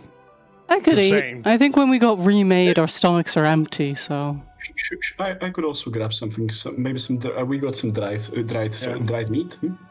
Yeah, we could spend a couple of hours. Like I said, do a little meat on, out there. The weather's nice for a change, so we're not gonna get Alice will second point chance back to ladies. the cabin and be like, "Shame we got so overcooked. Otherwise, we'd have barbecue ready made." Smell a bit like a barbecue up there. Not It'll be gonna too lie. well done. I think we were too well done for my taste. We don't taste too Crispy. good. More like dusty. Right. Also, the meat that we've got, we're basically just relying on it being cold to preserve it, right? Is this going to completely fuck us up and ruin our Yeah, rations? we should probably eat and get going. Yeah. Right. Let's eat. I'm going to scarf something down, and then give me 10 minutes before we set off, and I'm going to lower the temperature a little bit. I'm fed up carrying these clothes anyway, and as long as it's sunny, my spirits will still be up. So. I mean, maybe Yeah. you should gradually lower it over the course of the next few hours, so when it goes back to normal, it won't be such a shock to the system. Right, but it takes me 10 minutes each. I've still not properly figured this thing out. It'll naturally do that anyway. If you say you want to go back to the original weather and just like keep the skies clear and it's sunny, you can have it do that. It takes 10 minutes to go down each of the 6 tiers, so it's like extremely hot to hot is 10 minutes, hot to mild is 10 minutes, mild to cold is 10 minutes, cold to freezing is 10 minutes. So it's not like a 10 minutes of focusing on doing the change. It's just like you will a change and then it 10 just minutes starts over 10 minutes. So it's not like a genie click of the fingers, it's sunny. It's like it takes time for the weather to like rapidly go for the motions. I thought it was like a 10-minute ritual cast almost. No. to tap into You that. I think you just use an action at any point while the spell is still up. I love just the change idea of a wizard getting the spell and just making it nice and sunny every day, and then after like 2 weeks, they come to him and they're like, "Dude, there's We going need to be a rain." drought. You need to let it rain sometimes. We're all going to die." Great food and water. Done. You guys have a bit of grub. Get yourselves all ready to go. As you're kind of like coming down from the house, kind of getting yourselves to go, there is this bright light shining from the east. Not a warm sunlight, but a cold, hateful light, and it seems to be getting closer. Oh, I vote shit. we go in the opposite direction of that. Perhaps yes. Right, Yeah, I don't want to go like straight west though. Can we go maybe like That's a cliff. northwest? And Can we Yeah. go? Balgor's already explored that. It goes down, not across. Down, quickly. Yep. Okay, can we'll just look to see if there's a way to go vaguely north not and then- near that. You can go north, kind of follow the cliff around and move away. Yeah. Whatever the source of this light is, it is moving like at a steady pace, nothing too crazy fast. It's gonna get like slowly, incrementally brighter. But you run over your like dogs, get on your sleds, and hit the road just as quick as you can. Is that the plan to get yourselves out Really of here? funny to imagine Oriel just like power walking over to see what the fuck went on. She's like, what the fuck? I imagine it's like, getting woken up by like a bright light in the middle of the night. She's like, hey. Who the fuck did that? What? Who turned the lights on? So you guys are currently all the way over at the Black Cabin. You have completed that quest in a sense. The only thing left to do is return back to Copper and tell her the unfortunate truth of what happened to her friend. She's all the way back in Bryn Chandler. You guys If he'd stayed around for like 2 more minutes, he could have got brought back too. We probably won't tell her that, but he seemed to be willing himself on to the next area. Maybe he already had that choice. Um, Do you guys want to head straight north? Because north should take you to Revel's End, or yeah. do you want to try to like go north and flank around and go Lonely Way? Or No. where was she again? River's End. Okay, that is 14 hours worth of travel. You can do. I think you've done some travel already today, getting here. I think you did like 2 hours or something like that. Because you camped in the woods. So you can basically do 6 hours of good travel in the good weather, which will place you effectively right there as you travel along. We've already rolled for your encounter today, and nothing strange or startling had happened. So you basically find yourself out in the middle of the tundra. The dogs, obviously, you've had the rest and briefly every now and again, but if you push them any further, there will be a risk of them getting exhausted, but you could keep pushing them on if you so wanted.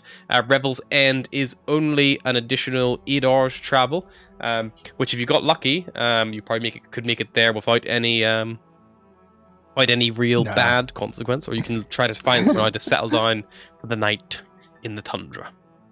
I think with Bodger having seen Revel's End, thinking we need to have our wits about us, we'd probably just get a good start on the following day. Cool. Because that'll mean you can get a perfect trip for the next day. Is the light from the east following us? You can make a perception check if you'd like. Love to. About 6 p.m. at the moment, and still the weather is good for at least 2 more hours. If there's a bright light in the sky, I do not notice. It's not in the sky. It's a UFO. It's not coming from the sky. It was like Can I it was try kind and of coming over from perceive it? like a snowbank. Make a perception check if you want.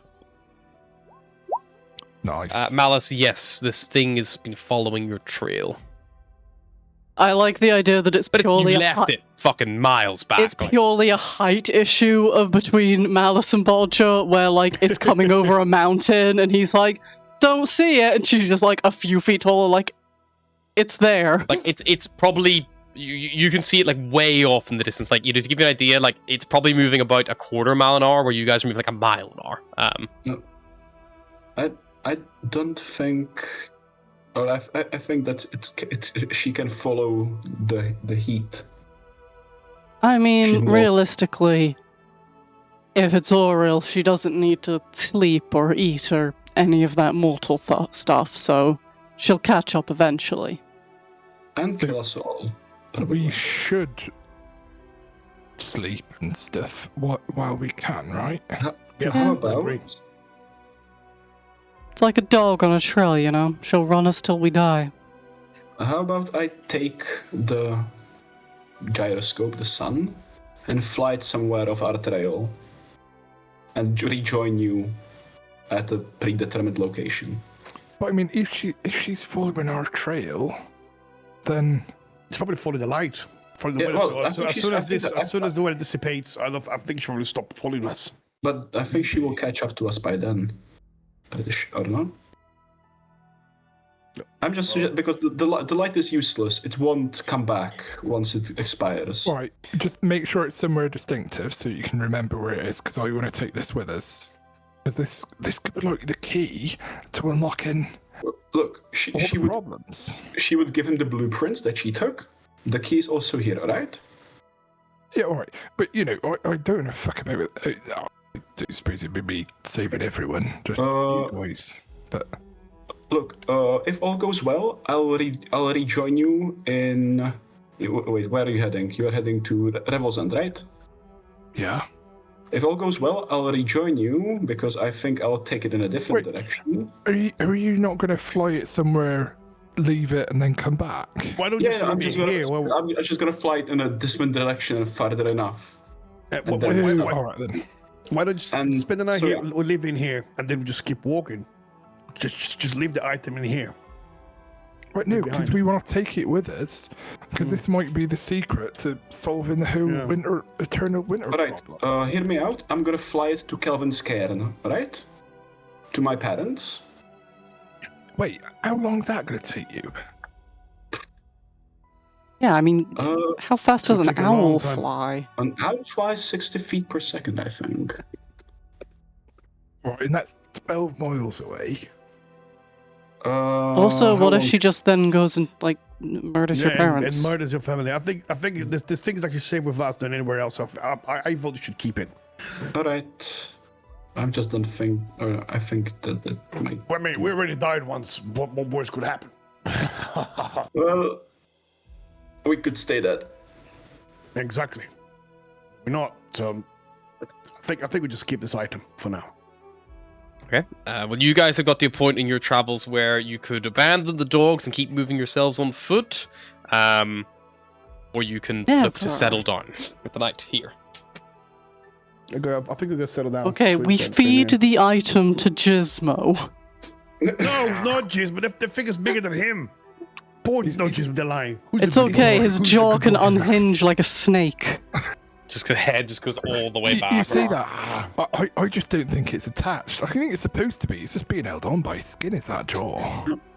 He's going to think he's pregnant as well. He's going to try and lay that like an egg.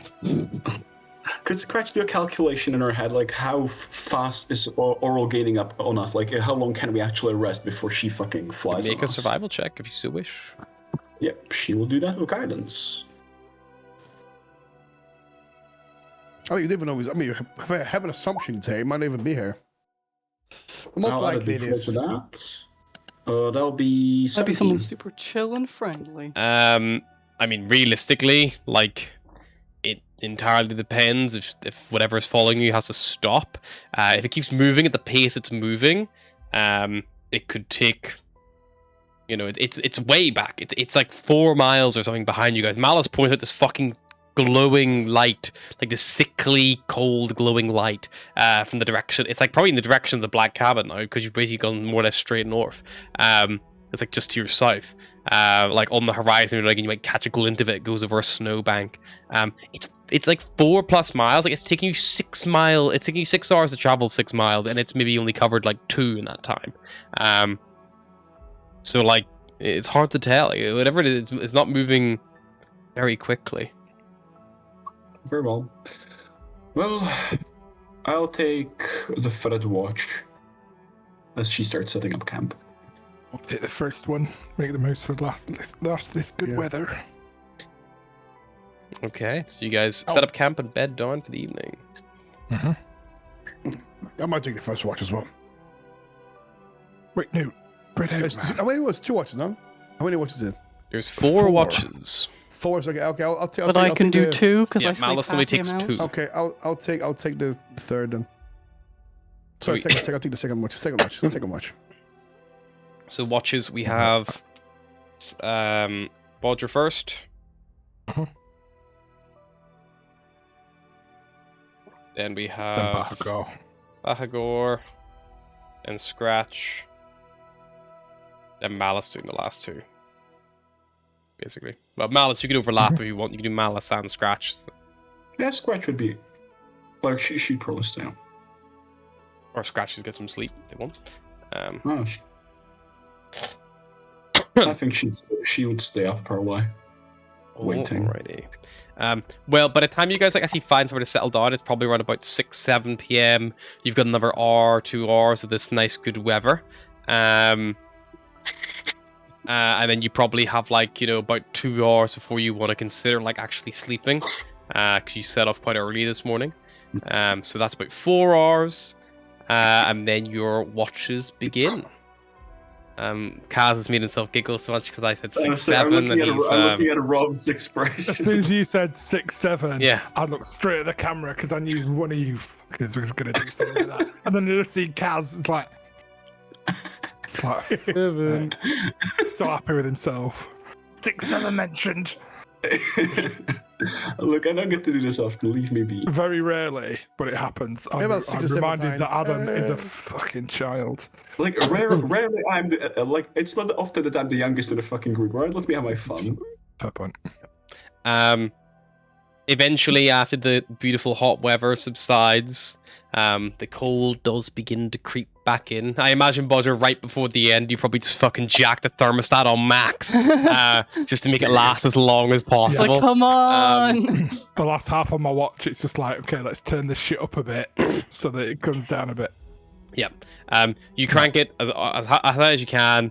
It gives you another hour before things kind of settle back to where they should be. But even then, it still takes time to actually fully settle back in. So probably by the time most of your watches will go off without a hitch, by the way. Bodger, Bahagor, Scratch, and Malice. No issues. Malice, by the time you're like Scratch goes to get the last couple hours of sleep that they need, probably about 1 hour after that, the cold now has fully set back in. The dark clouds are overhead, and a light snowfall has actually begun. It's probably like early hours of the morning, you would guess. You don't even think if there was a break in the clouds, you would see many much in the way of any like aurora or anything like that. And the moon is in a new phase as well. It's like completely dark. The waning crescent is gone, so the moon is completely obscured. So there's no natural light from the moon as well. Is that crazy light following us still? Yeah, Malice is going to keep a lookout for it here. Malice, make a perception check on your watch, because this is the watch for something might happen. 25. Malice, after about an hour, and about an hour before your allies would gain the benefits of a long rest, you technically would have already gained them as an elf. You see this glow, like, igniting the snow. Like, you see the actual snowflakes that are falling. This, like, glow is, like, illuminating the actual snowflakes, and it can't be far at this point. It's going to be upon you before they finish their rest. If you don't move. It's probably, max. Like, you probably spot it quite early on. You think you've got like 30 minutes before it's going to be upon you, based on its current rate of movement.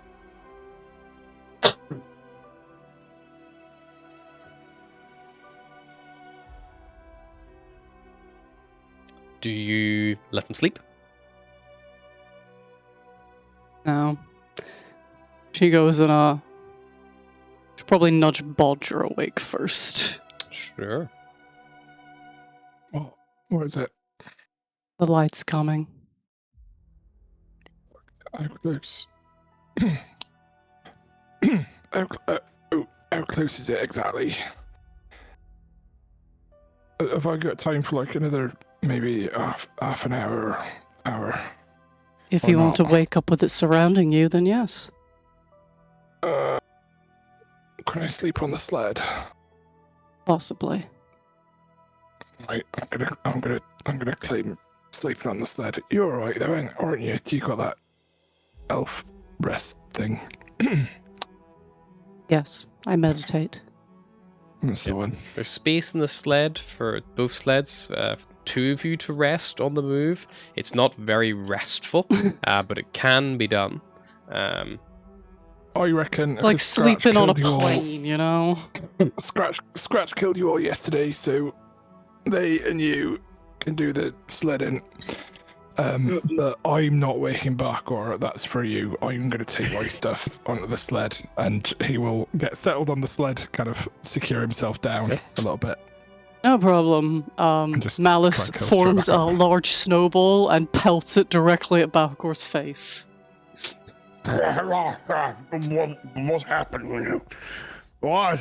The light's coming for us. Get on a sled. No light. There's no light here. It's fine. He'll go prod Scratch awake. Scratch would like. What's going? So yeah. The light is coming. We need to go. Oh, all And right, then I go, yeah. oh shit, that light, fuck! Oh yeah, oh fuck! Where is it? Where is it? And Bago's like pretty much wide awake this time. Where is it? You Where's kind the of see light? it's like coasting over. By the time like you waking everyone up, it's probably about 15 minutes or so away. I really don't think we can outrun her, folks. Fuck. All right. Look, Well, we surely can't stay here. well, all right, how about you head out? It's probably like the guts of a mile away on the horizon. So, when do you get on that sled, finish resting up? I've already got this one, I'm claiming this one. And you can't argue with me, so... Well, Come on, Scratch. You grab one sled, I'll grab the other. sure, but I'm not sure what the plan is, because it ain't stopping. we can just outrun it. Forever? It's probably going to get bored, or we'll like be somewhere that we can bunker down a bit. Well, maybe just follow the. Maybe just follow the location where the light was lasting, so it was here, so it probably won't follow us afterwards. It's probably following here. So we just get out of here as quickly as possible. Let's at least Good try point. and run out one more time. If it starts catching up again, then I guess we face it. Or just get rid of that thing, whatever that is. Anyway, alright. So the three of you who have not completed a long rest, Bodger's going to attempt it on a sled. Who else is going to try to attempt it on a sled? Scratch is good. I presume coming back brings you with his spell slots, right? Coming back to life? No. You only are fully restored hit points. That's all I said. Got back. Okay. Sorry, I'm tired. Okay, you guys go. Just go. I'm an expert at staying without sleep, so. Okay, so Alright. Scratch is going to sleep and Bahagor is going to stay up. Bahagor, Yeah. I will need you a Constitution saving throw to see if you get a Bahagor's point of used to never exhaustion. sleeping. 21. 21, no exhaustion for Bahagor as he stays up. You all can take a short rest if anyone would get benefit from that. You would have plenty of opportunity to short rest during your long night's sleep. Unfortunately, your long rest has been interrupted. Bodger and Scratch, if you guys set off on the dogs.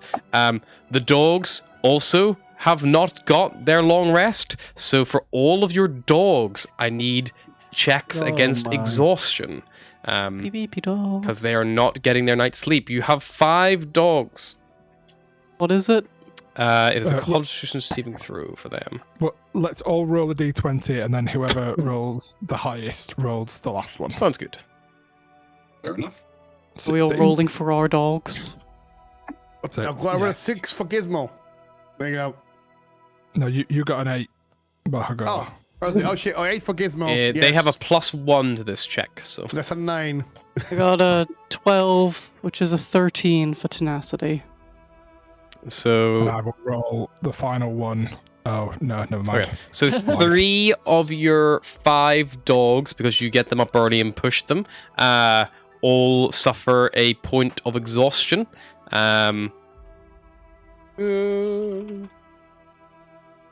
Which on the new rules does mean they go a bit slower, I believe.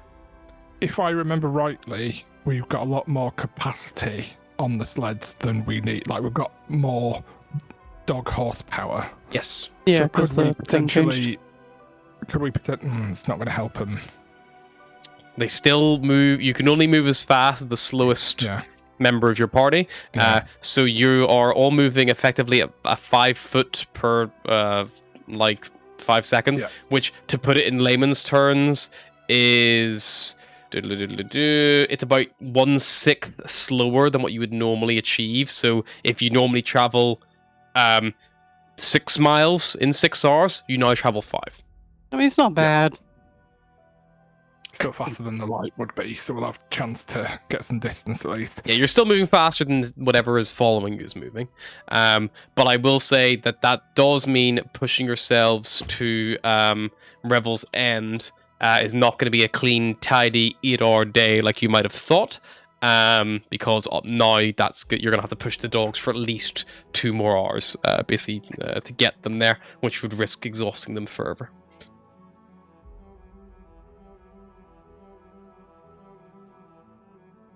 All right, I guess we start making a move. Push, push, mush, mush. All right. Alrighty. All right, let's get the hell out of here. Look at things and go. Phew. It's your good sleep.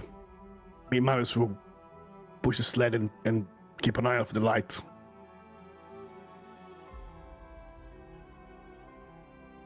Yeah, so you've turned that 8-hour journey into a 9.5-hour journey, effectively, just over. So we need to have a look at the weather. So while I look at that, let's take a little break, and we'll be right back. Nice.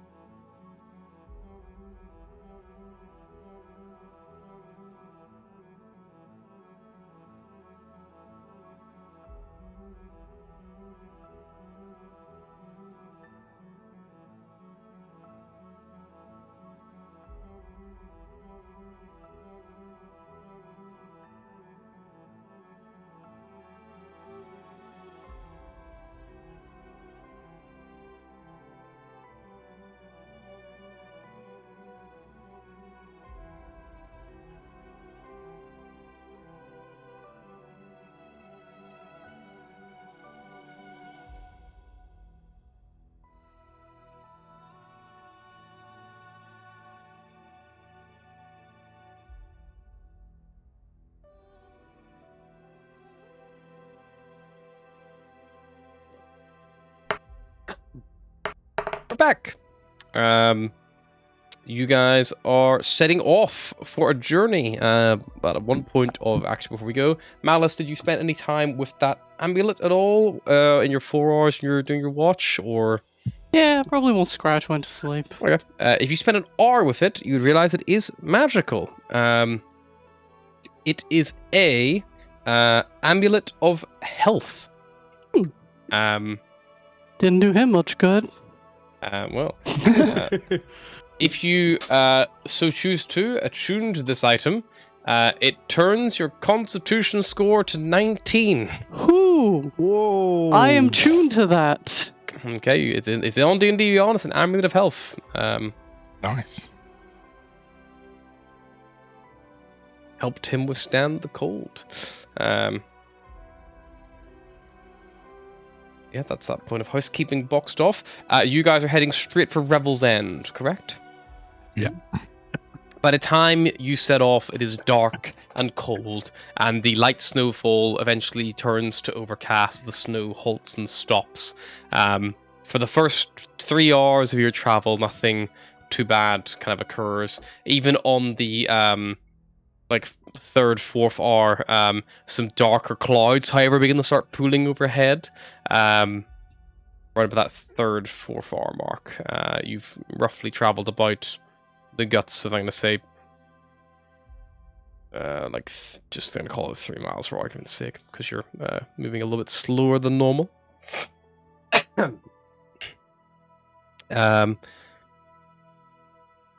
After the storm clouds kind of begin to dominate the skies above you, you begin to start to see they are rumbling, you see the crackling of lightning in the distance as a lightning storm is brewing. Is your intention to push all the way to Revel's End today? It'll be an extra hour and a half on the dogs. So potentially 2 more checks for them to get further exhausted. Maybe push as far as we can and see how we are at, where we are at, and then... Yeah. Sure. Our dogs start failing checks, then we might just have to stop anyway.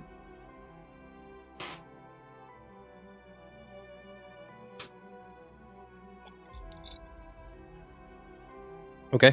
Well, at this point, you get to some lightning storms, so I need to see if there is any consequences. You guys are out in the open in the tundra. I need everyone to roll me a D100 for each hour we are in here. Which for you guys, because you are continuing to travel, is going to be effectively the next minimum of 4 hours. I'm all at once. Roll them all at once, back to back, that's fine. 6, 7. You do it. Has anyone rolled a 1? No. There are 4 rules. Nope. No? Well, that's lucky. What does a 1 do? Struck by lightning, obviously. Rolls aren't going for some reason. You guys are quite close to Revel's End. This is by the time you do 8 hours of travel, Revel's End is a mere just under 2 miles from you guys. It'll be the guts of an hour and a half on the dogs right now, but they are tired. It's been 8 hours. You don't know how long these things are trundling behind you, but Is it still following us then? Does it look like it's still following us? you keep looking or over your just- shoulder. There's still a glow every now and again. You can but it's hard to tell if it's the lightning flashing in the distance or that sickly glow still creeps ever on. For fuck's sake. Look, it's still coming for us. I don't think we can keep going on like this. And I guess we stop and wait for it to get to us. Then we all die. If Oril catches up to us, she will kill us. We won't kill Oril in our current state.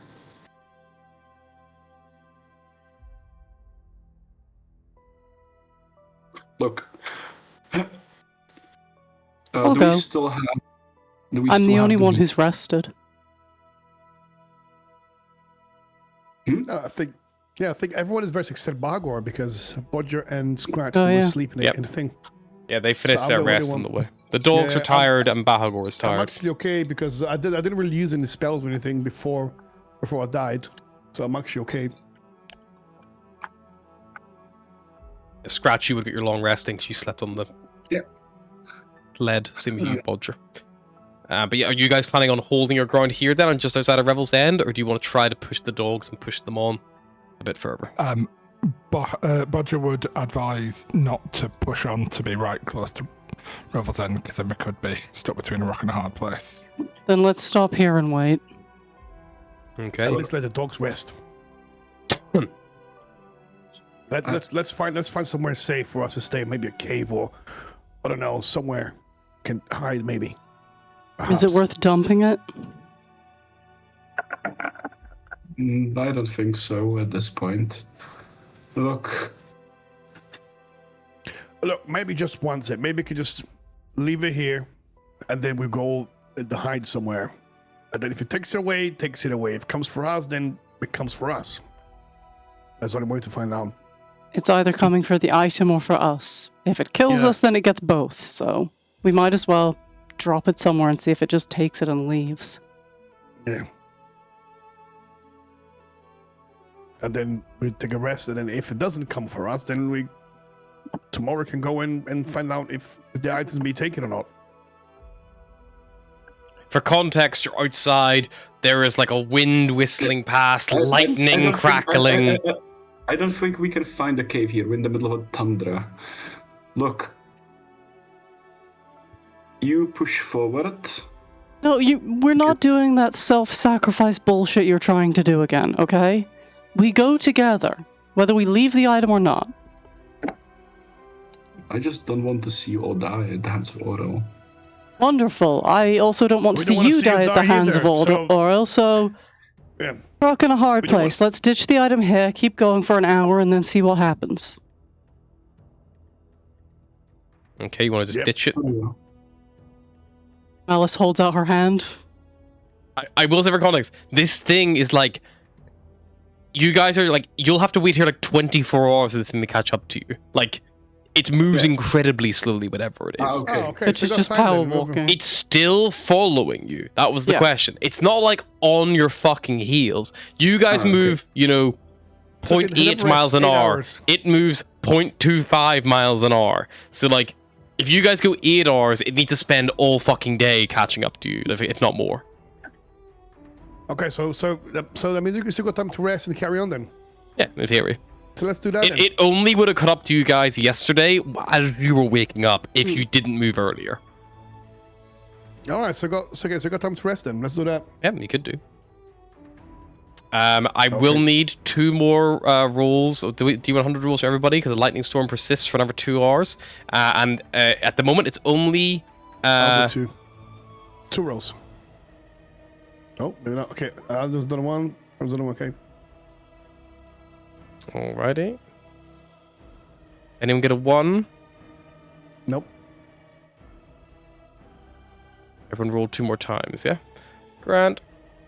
Is it everyone or just 2? No, I need everyone to roll twice. Oh, Every okay. individual I did person not should be get rolling. a 1. A 24 and an 84. If you get a 1 on a D100 during a lightning Okay. storm, you tell me. So did I have to roll 4 before as well? 4 before as well, Yes. yeah, for just Okay, yourself this- individually. Okay, let me do level 3 for before. Still no 1. No Okay. ones. Anyone else missing any rules?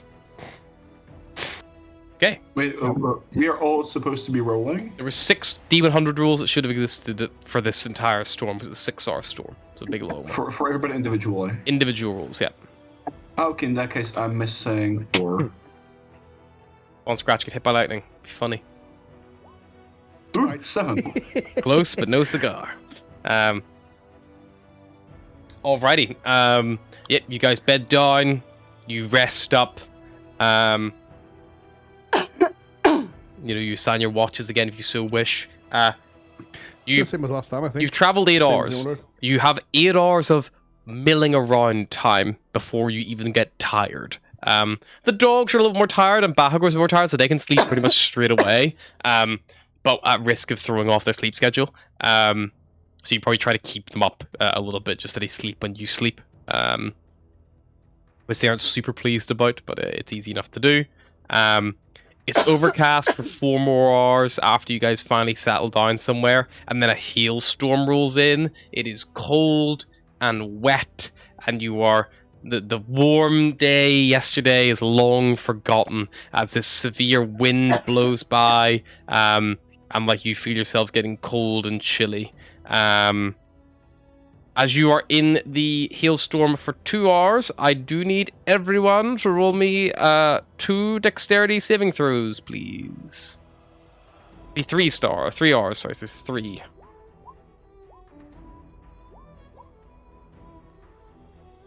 Everyone again, yeah? Yep, 3 rolls for everybody, please, to endure the entire hailstorm.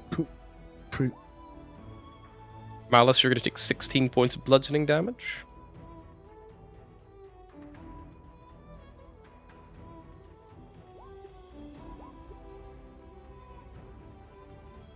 Everyone else so far looks fine. It's only a DC 10 check anyway.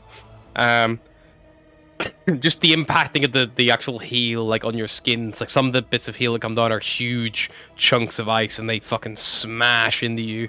And they, you know, from a bad hit, it would be bad enough to break bones. But that is it for most of the hailstorm.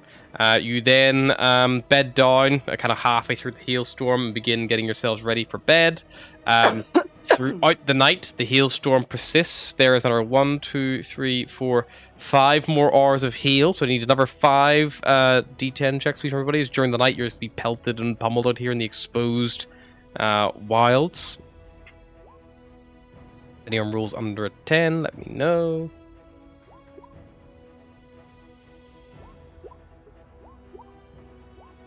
Scratch, Malice. Scratch got 3 there. Malice, yeah. Scratch, you take 27 points of bludgeoning damage as you try to get some sleep that night. The good news is you're going to... Scratch is at 1 hit point. Yeah. You succeed your long rest anyway, without needing magical assistance. Malice, you would take another 18. But again, the Ouch. day's travel... Fine. But we still sleep? Yeah, you all rest this time, and you all get your long rest in before this thing is upon you. Yay, my hit points. I will say that by the time morning rises, you guys traveled about the same distance you did yesterday, and be a little bit further. This thing is very close to you now. In fact, you finally get a chance to see it as you wake up. You know, some of you there. Because you're down near Revel's End, you can see ahead of you this tower on the edge of the actual cliff. And there's this big sheer, like, snowbank next to you, quite a big tall one as well. You kind of, like, climbed, like, kind of, like, switch banked your way down the side of. But you finally get a chance to see whatever this strange, like, glowing light is that's following you. And you see that there is, standing on top of the snowbank, less than a quarter of a mile from you by the time you guys start packing up your camp, there's this humanoid-looking creature. They wear a, like a hooded cloak, but where their face is just this, like, bright, glowing, like, ethereal, ghostly cold light emanates from it. And around them, they seem to just have this, like, ethereal fog. And they kind of just, like, raise their hand and point towards you all. You dumped the star about an hour back, you said, and you kept moving. So is it as far as after Rise, there's no after this the thing then? It seems to be... Well, it's about a quarter mile behind you, yes, so it seems you've either gone past it or has maybe also acquired it, you're not sure. As it points to us, Malice is like... like, who, me? And then it just starts walking down this sheer snowbank. And you guys had, like, literally switch back, probably about upwards of 20 times, like, going, like, zigzagging down this thing. It just starts walking down it, like, as if its feet could adhere to the ice, like if they were magnetized, or it was wearing, like, you know, like some kind of, like, real good sharp spiked boots or something like that. But it just starts walking down the snow, and this fog kind of clings to it as well. It just continues to walk in your direction. It doesn't run. It says walk. So it says walking, or is it riding something? Just walking. It's walking. Okay. It's surrounded by like a mist, like a fog around itself. And it's like a humanoid-looking figure. It's got arms and legs.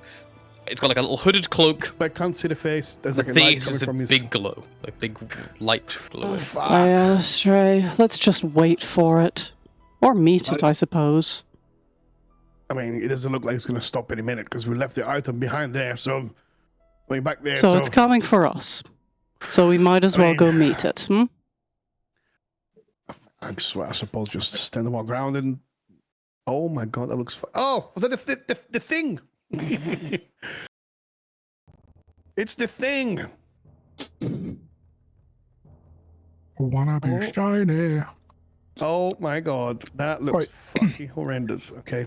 Why don't we, like, not spread out a bit, but I reckon I might pop a bit of darkness to get a bit of an advantage. What do you reckon? It's Maybe like it's early hours in the morning. A blizzard is like setting in, like, you know, at this point. So there's heavy snowfall.